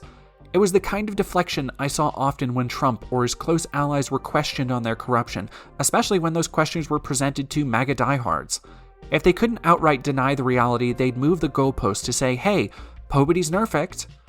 Mark did let me in on a little tidbit I didn't know about Patriot Mobile, a conservative-branded phone service. And he was absolutely right. Patriot Mobile doesn't have their own network and even admit as much on their website. They are just buying space on other people's networks and reselling it for a conservative premium. It's little more than another extension of ongoing far-right efforts to impact politics at every level and infuse government with open Christian nationalism. Though, granted, as a piece of essentially performative capitalism, I don't know how effective it actually is, but still, it's another in a long line of products engineered to help people like the attendees at CPAC form an entire ecosystem around them, where every aspect of their lives can be made to cater to their beliefs. But none of this should be surprising by now. I went to go get some food and decided to sign the Trump truck when I saw the huge line. Today was going to be slightly different, considering that they needed to pat down and check everybody before entering the venue. With that in mind, I went and grabbed water and a donut before starting my wait. It was 9:20 when I finally got in line. Trump was scheduled to speak around 2, so I was in for a long wait. From the beginning, there was a different energy to the day, one of anticipation. The man everybody had literally all been waiting for, who we've been hearing for 3 full days, is our savior from Russia, China, globalism, Biden, atheists, gays, transgender people, our savior from big tech censorship, the one who will deliver us to a promised land of speaking our minds freely without fear of cancellation, who will usher in a new era of economic prosperity and border safety. Even though he was hours away, you could feel the excitement. Everyone was wearing their best Trump merch, hats. They had brought signs. I can't imagine it was great for the people speaking at the time who had to suffer through various stages of full audiences constantly coming and going just to find a seat for Trump. In the vendor hall, the booths were packing up. The lady who had the biggest and only real merch booth was selling remaining stock by the line. Upon close inspection, I am now 100% sure at least one of the pieces of this framed glass art is just AI of Trump and a lion with a helicopter. I'm assuming the lion represents Jesus. Unfortunately, this 40-plus minute wait in line guaranteed I would be missing some of the early speeches I had planned to make. When I finally got to the venue, the front rows were packed. I looked for a single open space amid rows of people who had saved spots for friends and family. I was lucky to find a seat in a medium close row, off to the side and with a fairly good view of the stage. The lady next to me said I was lucky she and her husband had been camped out in the hall since 6 a.m. for Trump's 2 p.m. speech. As I take a seat, another panel with C-tier flavor of the week conservative villains is wrapping up. Few people seem to be paying attention, until a slight nod to trans panic elicits a reaction and attention from the crowd. My favorite part about a woman is the fact that she's not a man. Next up is Mike Lindell, who I had seen bumping around in interviews all week. Much like Matt Gaetz, most serious politicians know to steer clear of Lindell, whose personal brand has become associated with disastrous stunts and legal escapades. But at CPAC, he received thunderous applause when he came out on stage. For those who might not know, Mike Lindell is a walking disaster of a person, a former addict turned pillow tycoon who fell backwards into Trump's good graces, and who has had several public efforts to prove election fraud, all of which have been quickly revealed as outright based on lies, fabrications, or just made up of incomplete facts. He has spread debunked conspiracy theories about the 2020 election, and seemingly is losing his pillow empire as Fox News refused to play his ads, not wanting to be associated with his brand of embarrassing public outbursts. After being sued by Dominion and refusing to settle, he lost his lawyers in October of 2023. Most recently, he was ordered by a court to pay $5 million to an expert that debunked his election claims, after Mike made a public bet that he would pay $5 million to anyone who could prove him wrong. He also still apparently owes Fox News several million for commercials he wasn't able to finance. And he comes out to standing applause, blathering about the fake election first thing. He talks about my vote and is just spreading mass election fraud to 1,000 people who believe this with rapt attention. Well, if anything that comes out of their mouth, we've got an answer for it. Well, the paper's going to cost more. No, it's 10 times cheaper. Well, our machine's on the internet. We have devices that show there are. You've got wireless monitoring devices. Every single one of these machines is online. This is less a speech than it is freestyle fear-mongering. Mike Lindell advocates same-day voting, going against early voting has less fraud narratives that other people who took this same stage advocated for just a few days prior. A direct contradiction of what Laura Trump said that got applause. But Mike Lindell also gets applause, assuming largely from many of the same people, I think. Mike Lindell ends his rambling segment by really classing up the proceedings. He takes out crumpled paper on stage, ends by shilling his apps and websites, and asking for donations. This is the greatest gathering of conservative minds, everyone. Then, oh, would you believe it, we get more commercials. While waiting, I decided to do a CPAC straw poll, which asked fun questions like, who's the greatest threat to America? And listed Alexandria Ocasio-Cortez at the very top. They also asked which big tech CEO is undermining America. One is notably absent, and it's the one who's actually spreading and abetting Nazi rhetoric, by the way. That's the one I'd say. I'd say that's the one that's undermining America. Next up, we have a talk titled Bidenomics, which is just more fear-mongering about Biden being a wannabe communist dictator trying to take personal property. But this is also an anti-regulation talk from people who have vested interest in making money from less regulation. We have Stephen Moore, a Heritage Foundation member who's a really big fan of tax cuts for the rich. The other speaker is Brendan Carr, who's another former Trump appointee and was the former FCC chair. He has blatantly spread fears about conservatives being censored and silenced on social media, which might sound like he's for free speech in an open town square, but really he's vehemently against net neutrality and wants to moderate social media in favor of conservatives. These are really the only two of these chuckleheads worth talking about. And would you be surprised that they start out by spreading free speech fears? Our democratic way of life is in jeopardy. It's a cultural fight, but also a legal one. We need to reform Section 230, that's table stakes, so that our views are no longer censored on political lines, religious lines, or scientific lines. We need to impose anti-discrimination obligations so that everybody can participate in the digital town square. They talk about DEI being a way to take rights away from conservatives. And they basically run cover for Elon Musk and depict the investigations into him as inherently ridiculous and spurious, and those infractions, quote, put us all in the crosshairs. And as it turns out, this had less to do with Biden's economic policy than it did spreading fears about how identity politics is going to ruin conservatives' lives. But we can't hang on that tangent too long because we got to get back to COVID. The Good Doctors was the next panel, seeing an Epoch Times editor taking the stage with COVID denialist Dr. Brooke Miller and Robert Malone. Malone claims to have invented mRNA vaccines, but most everyone who's worked with him says that's a lie. Since coming out to question narratives about COVID, though, he's seen a definite uptick in his public profile, as noted in a New York Times write-up in 2022, which says, quote, in addition to his regular appearances on conservative shows, Dr. Malone has more than 134,000 subscribers to his Substack newsletter. About 8,000 pay the $5 monthly cost, he said, which would amount to at least $31,200 in monthly revenue, and mentions of him on social media, on cable television, and in print and online news outlets have soared to more than 300,000 so far this year, according to Signal, a media research firm, end quote. Robert Malone has been, unsurprisingly, accused by his colleagues of exploiting the natural process of testing and refining methods to stem the tide of diseases for his personal benefit. And people love Malone. The guy on stage calls him a scientist and talks about mRNA when someone else yells out, "Follow the science." We get claims about censorship and pushing false narratives, which is hysterical for COVID deniers. We talk about laws of physicians being jailed for speaking against those narratives. Quote, we have creeping socialism throughout medicine.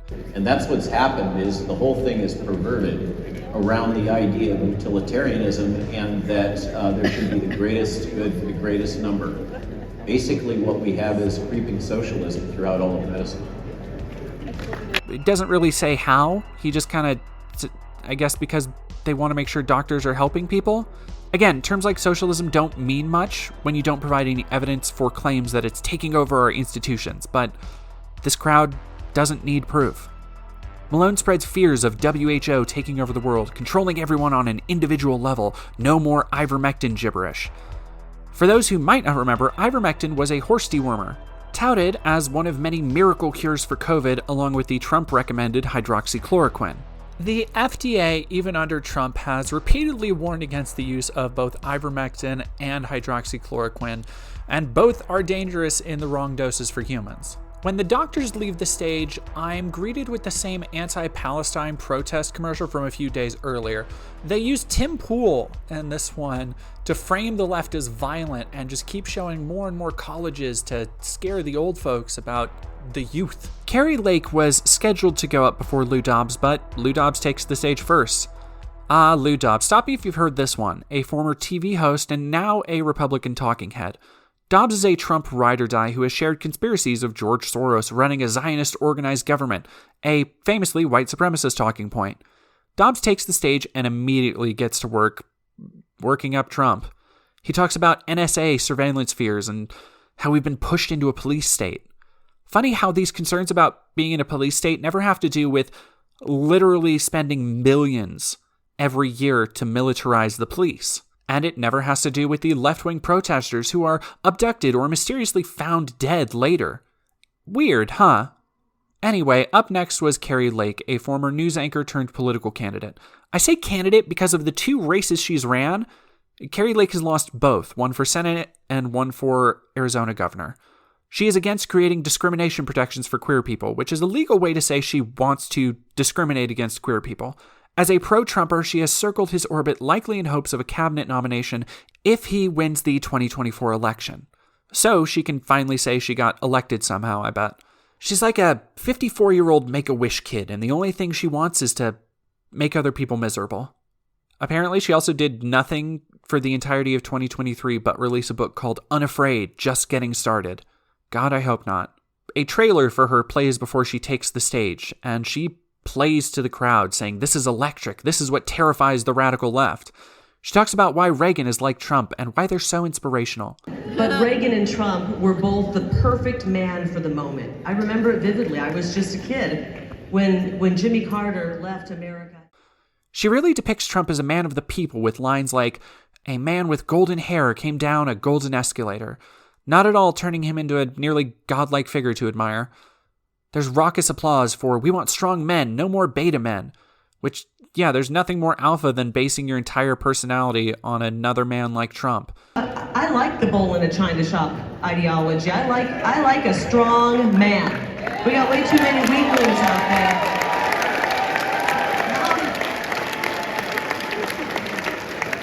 Let me hear from the ladies out there. We're tired of the beta men. We want some alpha men.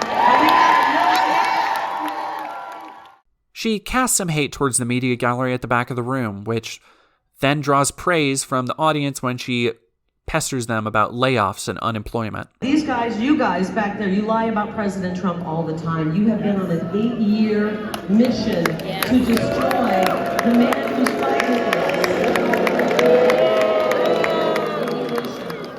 But the good news is, guys, I've got good news for you. Nobody is reading that garbage anymore.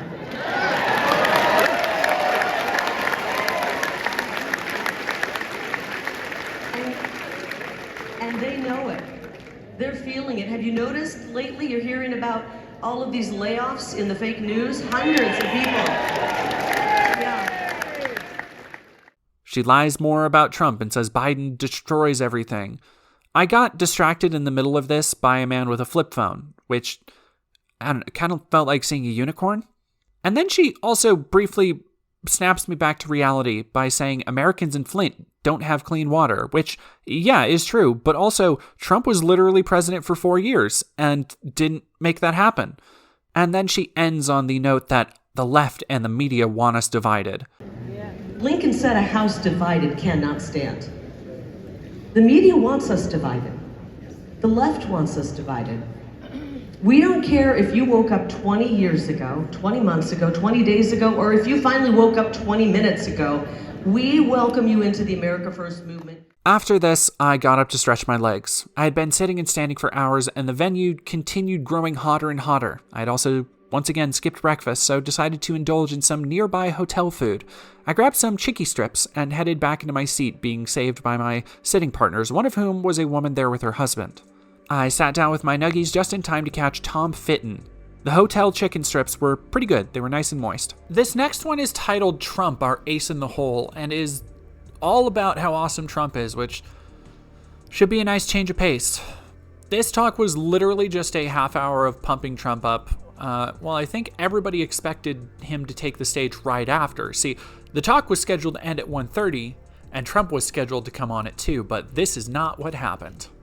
It shouldn't be a shock for this ramshackle circus, but that's not how the day would unfold. We will get to that, though. I enjoyed my stadium food chicken strips despite them raising my internal temperature and causing me to sweat from every pore. I had stopped caring at that point. I was ready for the suffering to end. The talk brought nothing new, and the only rousing reactions from the crowd felt like they came from anticipation of seeing Trump rather than investment in what the speakers were actually saying. We had former senior advisor Kevin Hassett, and apparent investment genius Scott Bessent. A large part of this talk was economic, with Scott flexing his stature as a well-known investor to basically tell everyone that the economy is just better with Trump, and that he's voting for Trump because the economy is better and that everyone else should too.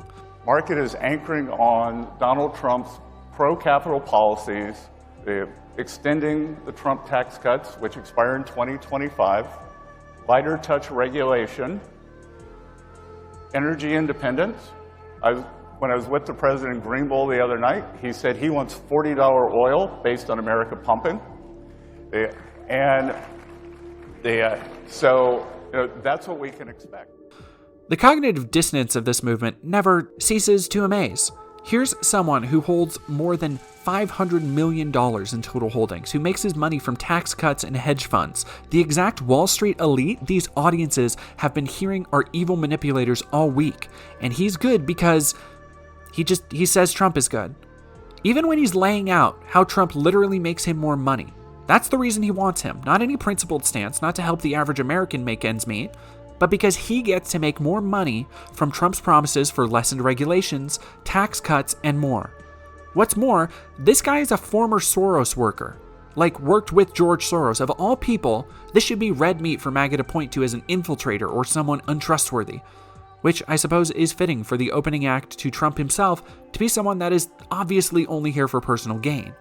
The rest of this is a tepid regurgitation of all the talking points so far as everyone piles in to get their seats for Trump.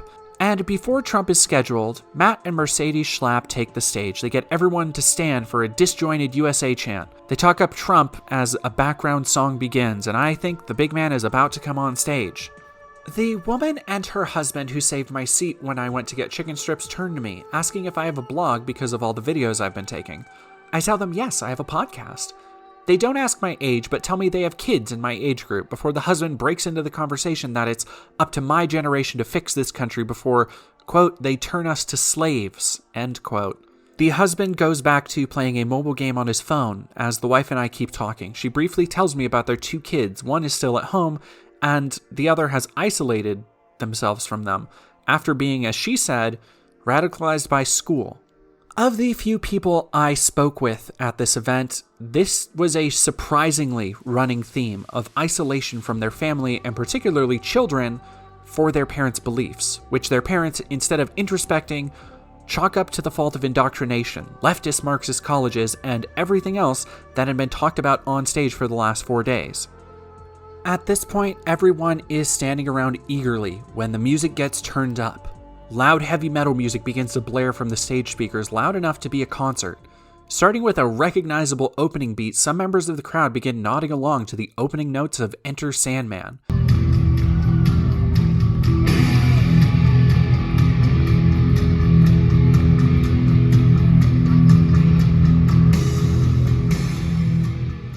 At this point, I fully expect Trump to come out on stage to the drop before the first verse like a wrestling intro. He doesn't. I expect maybe at the end of the song. He still does not appear. Instead, the loud music continues, blaring Dancing Queen so loud you can't hear the person next to you speaking. A motley assortment of music continues blaring, seemingly an effort to get the 30 and over demographic in a party mood. Everybody at this point is engaged in moving like it's a faith church. More songs just float by. You get Pinball Wizard, Michael Jackson's I'll Be There.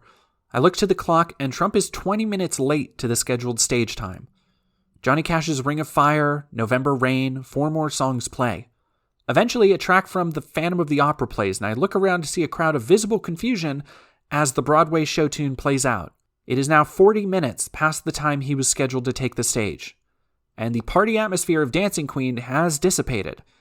Everyone is sweating, packed into cramped rows, and some had been there for at least 8 hours now for mediocre seats to see Donald Trump speak. Elvis's Superstitious Minds begins playing. Trump isn't putting on a show, so someone's large sons volunteer and begin dancing in the rows to Elvis.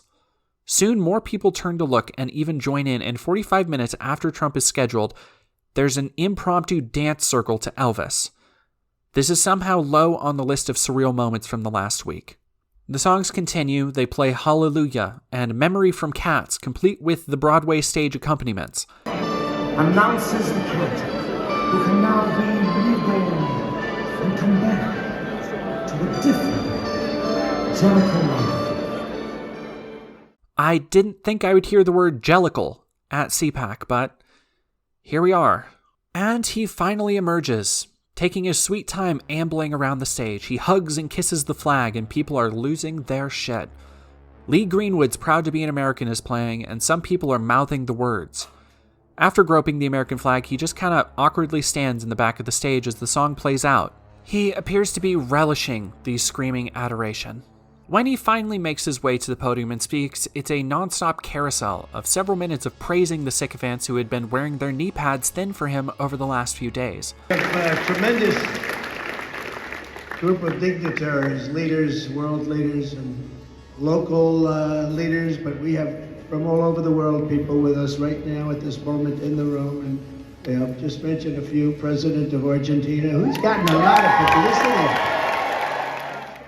As I film, I notice his color is more brown than cameras might lead you to believe.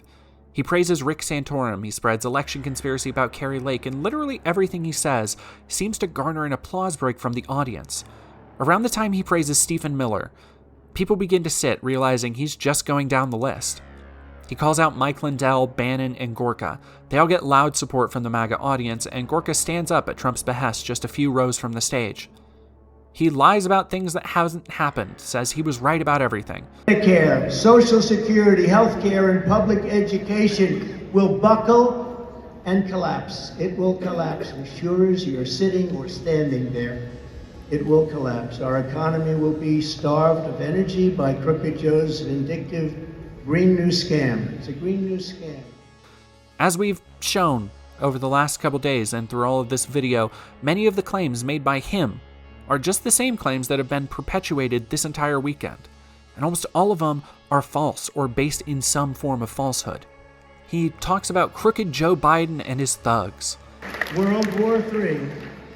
We won't even be in World War III. We'll be losing World War III with weapons the likes of which nobody has ever seen before. These are the stakes of this election. Our country is being destroyed, and the only thing standing between you and its obliteration is me. And this was it. This was the speech I had been waiting for. For years, I had been hearing about the power of Trump's speaking ability, his charisma, the way he works a crowd. And I must admit, I was eager to see if it was true. Turns out, it was about as true as anything else he says or does, and for the unconverted, apparently does nothing.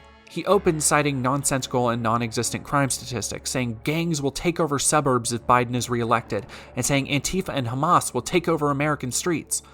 The hundreds of people in attendance look on in visible fear, sincerely believing that Hamas will invade their cities and take over their Waffle Houses and churches. Ruthless gangs will explode even more into the suburbs. And when they talk about suburban women, they're going to love me so much. They're going to say, oh, I wish we had that guy back. The gangs will be invading your territory, I can tell you that. While weaponized law enforcement hunts for conservatives and people of faith, religious, Hamas and Antifa will terrorize our streets while their brutal ideology, and it is brutal indeed, it is brutal and horrible like nobody's ever seen before, takes over our schools. Despite the explicit goal of Project 2025 being weaponizing the law, he says that under Biden's second term, law enforcement will be used against conservatives, furthering the lawfare narrative I had been hearing about this entire week. He claims that under him there were no wars. No wars. We had defeated ISIS, rid of the worst terrorists in the world, you know that. And solely defeated, we took 100% of ISIS gone. And then we had no wars. For 4 years, we had no wars. First time in 72 years. Yet, he far outpaced Obama, the previous president, for drone strikes and military actions in the Middle East. He says that he brought troops home, except notably Biden was the one who called our troops out of Afghanistan. At one point, he just begins riffing, and the audience is gobbling it up. He goes free association on an Al Capone tangent. Remember this, I've been indicted more than Alphonse Capone, Mr. President. You know who that is? Even the president just said, I do. Scarface, Al Capone. If he had dinner with you, and he didn't like the smile in your face, he thought you were mocking him by smiling, you would be dead before you got home and said hello to your wife. And Alphonse Capone, I got indicted 4 times by this gang of thugs for nothing. Or, as I say respectfully to the people from foreign countries, for bullshit. He mentions that they've weaponized the government, which is, again, if you watch part 1 where I talk about Project 2025, that's exactly what he plans to do. And he's calling Democrats a threat to democracy, saying that Joe Biden is hellbent on destruction of American freedom. At this point, he's maybe 15 minutes into talking, and he's already gone back over ground he's already covered. I'm not surprised he isn't citing any facts. I'm not even surprised by the baying crowds hanging on his every word, even the blatant and provably false lies. I'm surprised by how tepid and boring it all is. He says, we won impeachment. We have the safest border. Now it's worse than third world countries. He talks about how he got along with Putin and how Israel wouldn't have happened, Ukraine wouldn't have happened, which may have been true in some way because Trump probably would have just given both Netanyahu and Putin exactly what they wanted and helped them get it. When he seems to realize he's repeating material, he pivots to something that seems sure to get the crowd fired up. and just pivots to a new bit. Flow in is unbelievable, but to achieve a great future, we first have to throw off the chains of our out-of-control political class, and that begins with telling crooked Joe Biden, you remember The Apprentice? Crooked Joe Biden, you're fired. Get out of here. Get the hell, you're destroying our country. You're fired, Biden. Get the hell out of here. Crooked Joe Biden, you're fired. Seeing the crowd pop up, raising signs and screaming is like watching a kitten ferociously attack a red laser dot. Just easy, jangling keys for fully formed adult brains that have been basically clicker trained to react to talking points and pattern recognition. It's a Pavlovian response of just recognizing a thing and reacting because you recognize it. And finally, after all of this, we get to more incendiary stuff. He says November 5th will be Judgment Day for them, which gets a standing ovation. For hardworking Americans, November 5th will be our new Liberation Day, but for the liars and cheaters and fraudsters and censors and imposters who have commandeered our government, it will be their Judgment Day. Their Judgment Day. He uses phrases like last chance and revenge. He's willfully playing up rhetoric that dances just outside of open incitement to violence, far more than he did even before the January 6 riots. While he is not saying anything explicitly violent, words like revenge and coming to judgment summon images of violence and death against political opponents to his audience, and it gets them absolutely hyped.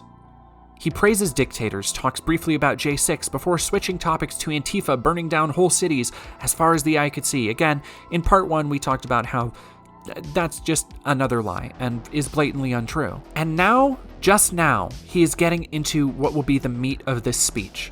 Story time. He starts with a story about a tough negotiation in Mexico where he literally admitted to going around budgets and checks and balances to get his wall built.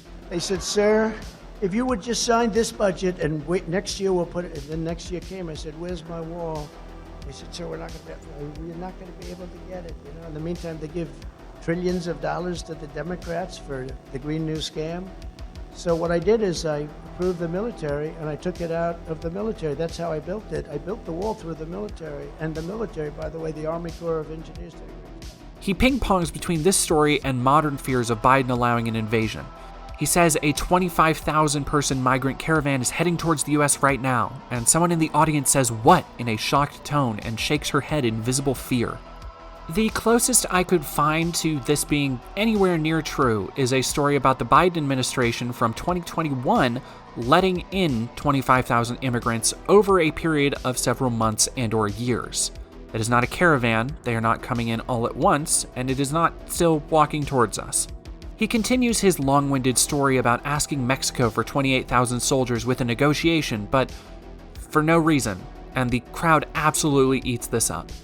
I can tell by now he's just going off book. This is for him to bask in the applause. He knows he can just say anything and they'll support him. He begins telling random stories, fishing for applause, talking about meeting Raisin Cain. They call me Raisin. I said, what? Raisin, sir. Your name is Raisin Cain? Yes, sir. I love you. You're the man I'm looking for. You're the man I'm looking for. And I said, why is ISIS so tough? He said, they're not tough. And he keeps calling all the men in his stories handsome. And then one of these incredible guys from Secret Service, all these beautiful guys, they run up stage. Look at these guys like Central Casting. They'll run up stage, they'll grab them, and they're not meant to spud. You know, they're very hard to run. I tell stories like this. I guess they're trained that way. Never smile. You say, good morning. No, sir. They actually turn away. It's good. This way you don't have to say good morning all the time, okay? No, they train them. But so one of these guys will run up and grab. And as he's going on these free association tangents, he keeps talking about how smart he is for being able to switch between stories, which is, it's always, somebody's super cool when they talk about how smart and cool they are. Go off and watch. You know this is all genius, okay? You do know. I hope you know. I always say my uncle was the longest serving professor in the history of MIT, Dr. John Trump. We have a lot of great aptitude. They'll say, he rambled. Nobody can ramble like this. Nobody. If they did, they wouldn't even try. You know what? They go step by step, and they would never get off that sucker. He's just working his way through a low-tier stand-up routine. He has timing down and actually manages to be a somewhat engaging storyteller, but it's undercut by him constantly shifting tangents, fishing for applause, and the fact that he's a grotesque hot dog worm. As he tells his story, he makes sure to break for praising for military members who broke rules wearing Maga hats, which he was okay with, which is not cool to see the military being openly partisan. He puts on a Make America Great Again. They're not allowed to do that, but they did. I remember I went into the hangar and there were hundreds of troops. And they're not supposed to do this, but they all put on the Make America Great Again. They're not supposed to. I said, you're not supposed to. He gets distracted in the middle of story time, going from a story about Mexico to a story about Raising Cain to a story about our great pilots back to Raising Cain and how he took 100% of ISIS out, before pivoting to how crime in America could be solved the same way if we let police act like the military did to ISIS, which was just bombing them. And he keeps telling random tangential stories, delivering punchlines like a bar drunk who everyone kind of tolerates because he's fun to hear speak even if he's full of shit. Except this crowd is loving every moment of it. The women to my right are laughing and clapping giddily like Trump is John Mulaney. Like every joke is literally causing people around me to slap their knees and double over in laughter. It was so surreal. It was like a literal nightmare where somebody is saying something that isn't funny or is mildly funny, yet everybody around you is reacting as if it's the most hysterical thing they've ever heard. He says Chicago could be solved in one day, which I'm sure is a great way to earn that black vote he's so desperately reaching for. He also says he wants to give immunity to police so they can do their jobs. Police have more than enough immunity, and they continue perpetrating crimes, and there are legions of well-documented gangs that work to keep those crimes covered up within police organizations. The next part I had trouble following, as he talked about Mexico trying to extort Biden for $10 million and Biden giving $6 million to Iran for a hiker before saying Hamas wouldn't have attacked Israel if he was president. I was very tired and somewhat confused by the end. When the speech wraps up, he's barely touched on any real talking points. He simply regurgitated everything his followers have been saying for days, most of which are lies I've spoken about, and despite being an hour late to the event, he still went over his time by a half hour. This speech, which CPAC had been building towards all week, was nothing but an ego trip, which isn't surprising. What was surprising was how little anyone else seemed to care that the person we'd been told for days was the only thing standing between order and societal collapse, between a Mad Max hellscape and our great American dream, put on a middling comedy set to just bask in applause. It was a more clear view than almost anything else at CPAC into the mind of the MAGA voter. They might buy into Trump's BS, they might fear for their suburbs getting taken over by Antifa, but at the end of the day, politics is just a game for them, something for entertainment and community. That's what happens when the things they're told to be afraid of, that the government is going to round up Christians, that white people are discriminated against, don't happen at all. They believe these things are happening, but they don't feel them in their lives. Their politics don't affect them, not the way politics affect others. Like women who can't get necessary medical care, like queer people who are being openly discriminated against, like migrants seeking asylum. And so they can sit here and laugh along with these jokes, because to them this feels safe. Trump will deliver us. Look at how funny he is. Look at how charismatic. What are the specifics of his plans? What does Project 2025 actually entail?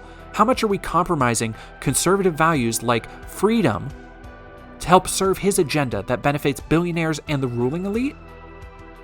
They can hand-wave these questions away because Trump, as they've been promised, will make the bad guys go away. I grabbed lunch and headed back inside, hoping to finish some interviews. I saw the Lincoln Project driving around outside. There were a few more talks planned during the day, but after Trump, I did not have the energy to sit through them. The first one was from Tim Ballard, and oh boy, did my eyes go wide when I saw this. If you haven't seen my video on Sound of Freedom, go watch it, or better yet, watch James from Fundy Fridays, because theirs has a little bit more info in it. But long story short, Tim Ballard is a liar and a grifter who has turned his sob stories into a career, and after the success of last year's Sound of Freedom, has all the notoriety he needs to keep his grift going.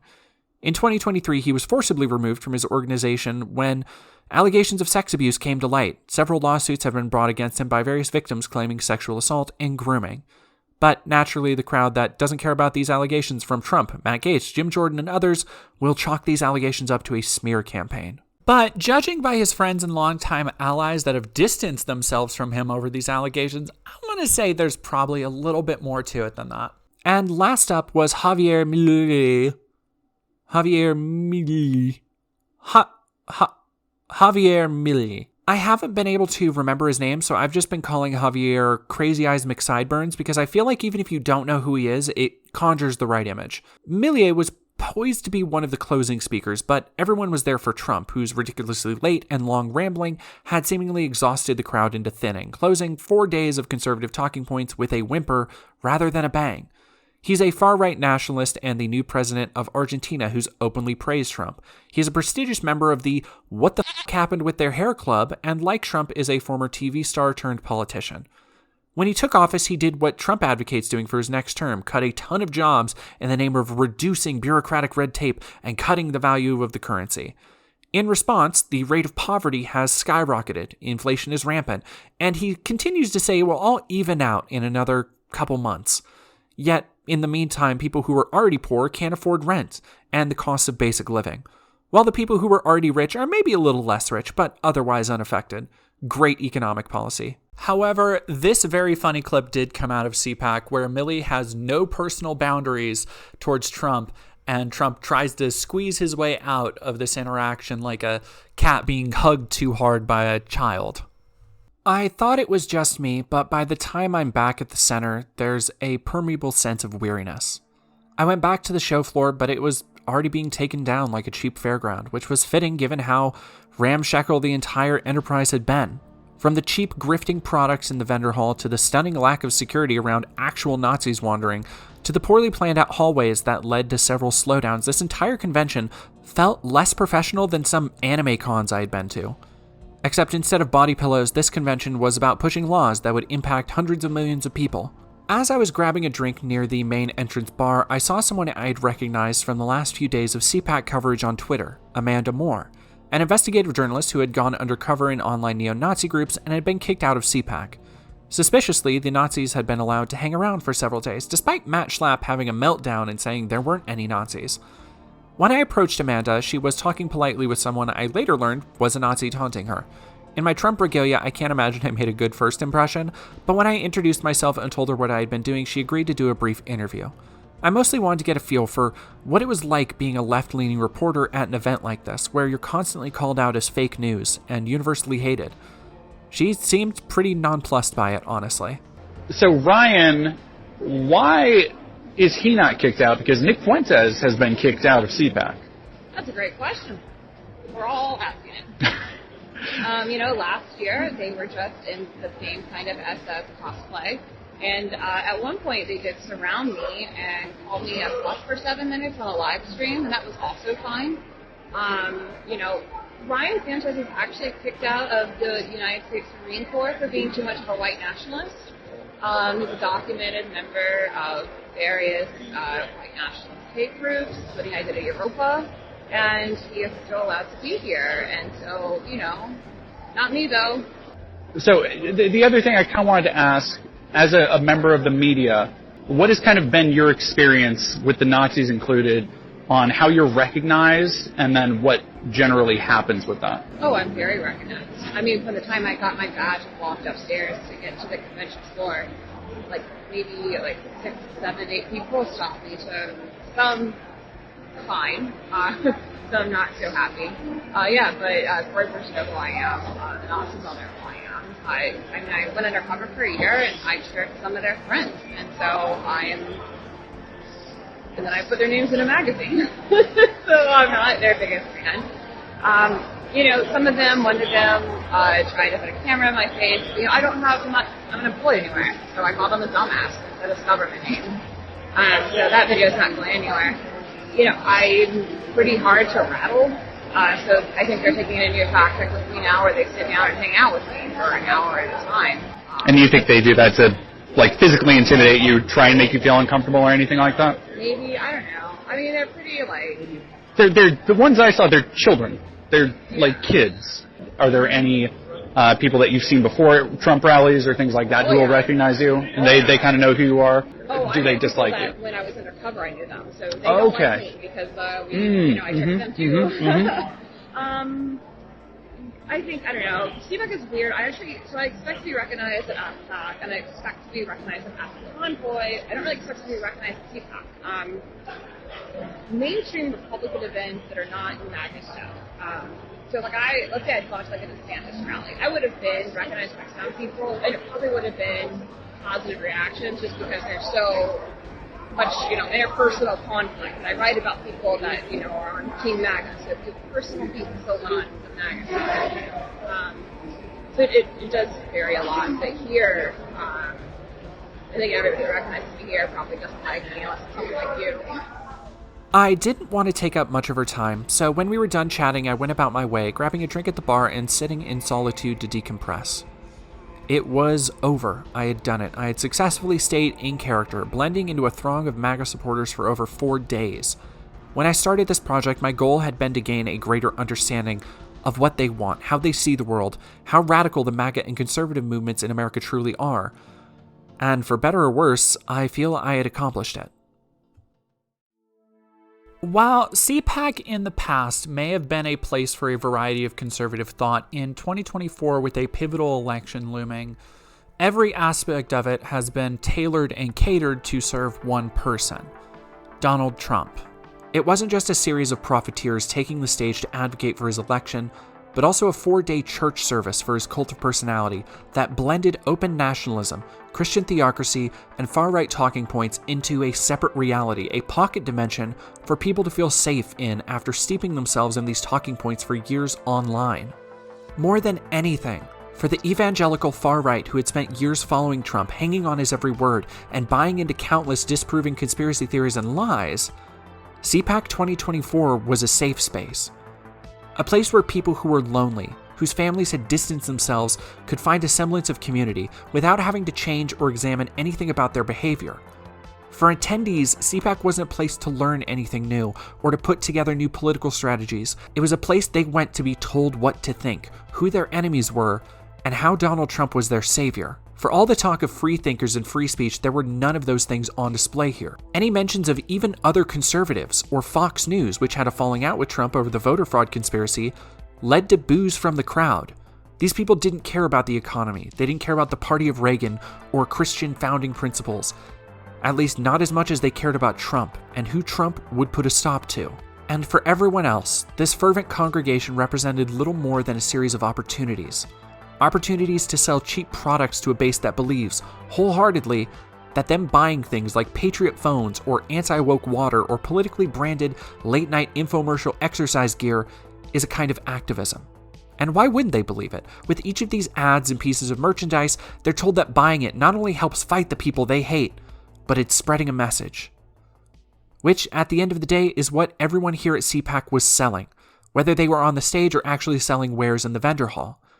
They sold a twisted idea of hope to the audience, that if they got Trump elected, their lives would be personally better, their enemies would be punished and maybe even killed, and everyone would have to live by their rules.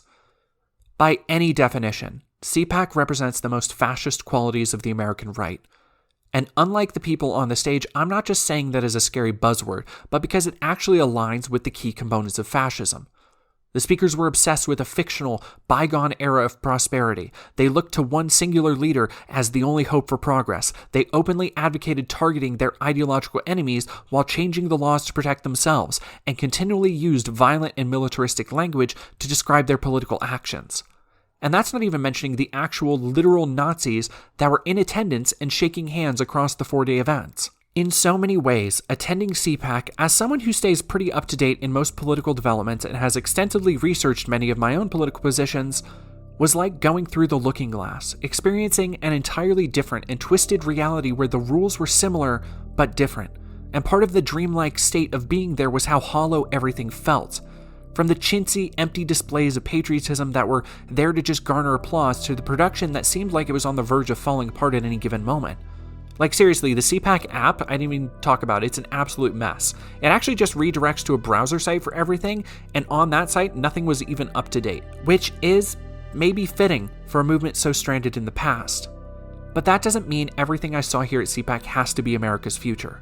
While CPAC might represent the combined force of Maga and Trump's allies to get him elected, and a concentrated effort to restructure American democracy to overthrow checks and balances for a theocratic fascist state, it also doesn't represent the whole of conservative politics. What's more, if Trump's re-election campaign fails, CPAC and events like it portend a death knell for the MAGA movement. People like Bannon and Lindell are mired in lawsuits, Trump is being found guilty of his various frauds, and no shortage of MAGA politicians have isolated themselves to better serve the MAGA movement. For them, this is all their chips. This is a last-ditch effort to overthrow American democracy. And that's not to say other conservatives won't continue the Christo-fascist agenda here. We will likely see figureheads like DeSantis and Greg Abbott continue to be rising stars in the far right. But Trump's loss in 2024 almost guarantees such an embarrassing failure, after so many have given so much that I think the MAGA movement in this vicious state will have no choice but to fracture and find other outlets for their nationalistic ambitions. Which right now is the best outcome we can hope for. Look, I don't like Biden either, but this election isn't a choice we can come back from if we make the wrong move. On one hand, you have an ailing and feeble old man who doesn't instill confidence and should be off retiring. In the other corner, you have an openly fascist regime in waiting that seeks to use another doddering old man as a shortcut to taking over America by force. And it will all be legal because they will make it so. And as I left CPAC, that was all I could think of. What all this hubris and ego represented. The pageantry, the product placement, the opportunists and grifters, and the hundreds in attendance who believed wholeheartedly that Trump would make America great again. But like the slipshod production, barrel-scraping vendors and advertisers, poorly planned spaces, and half-assed digital events, the ideology represented at CPAC was hollow. It's a sideshow meant to entertain and inspire regular attendees while the ringleaders counted their money. And thankfully, plenty have begun turning away from Trump's toxic brand. The most I can advise is that if you know someone who votes conservative, to show them the sources, show them the very things Trump and his allies are saying, the innumerable lies and contradictions, and don't stop fighting against this information. Because even if Trump loses and MAGA goes away, this openly fascistic streak in American politics won't. And we need to be prepared to stop it before it takes over, one way or another.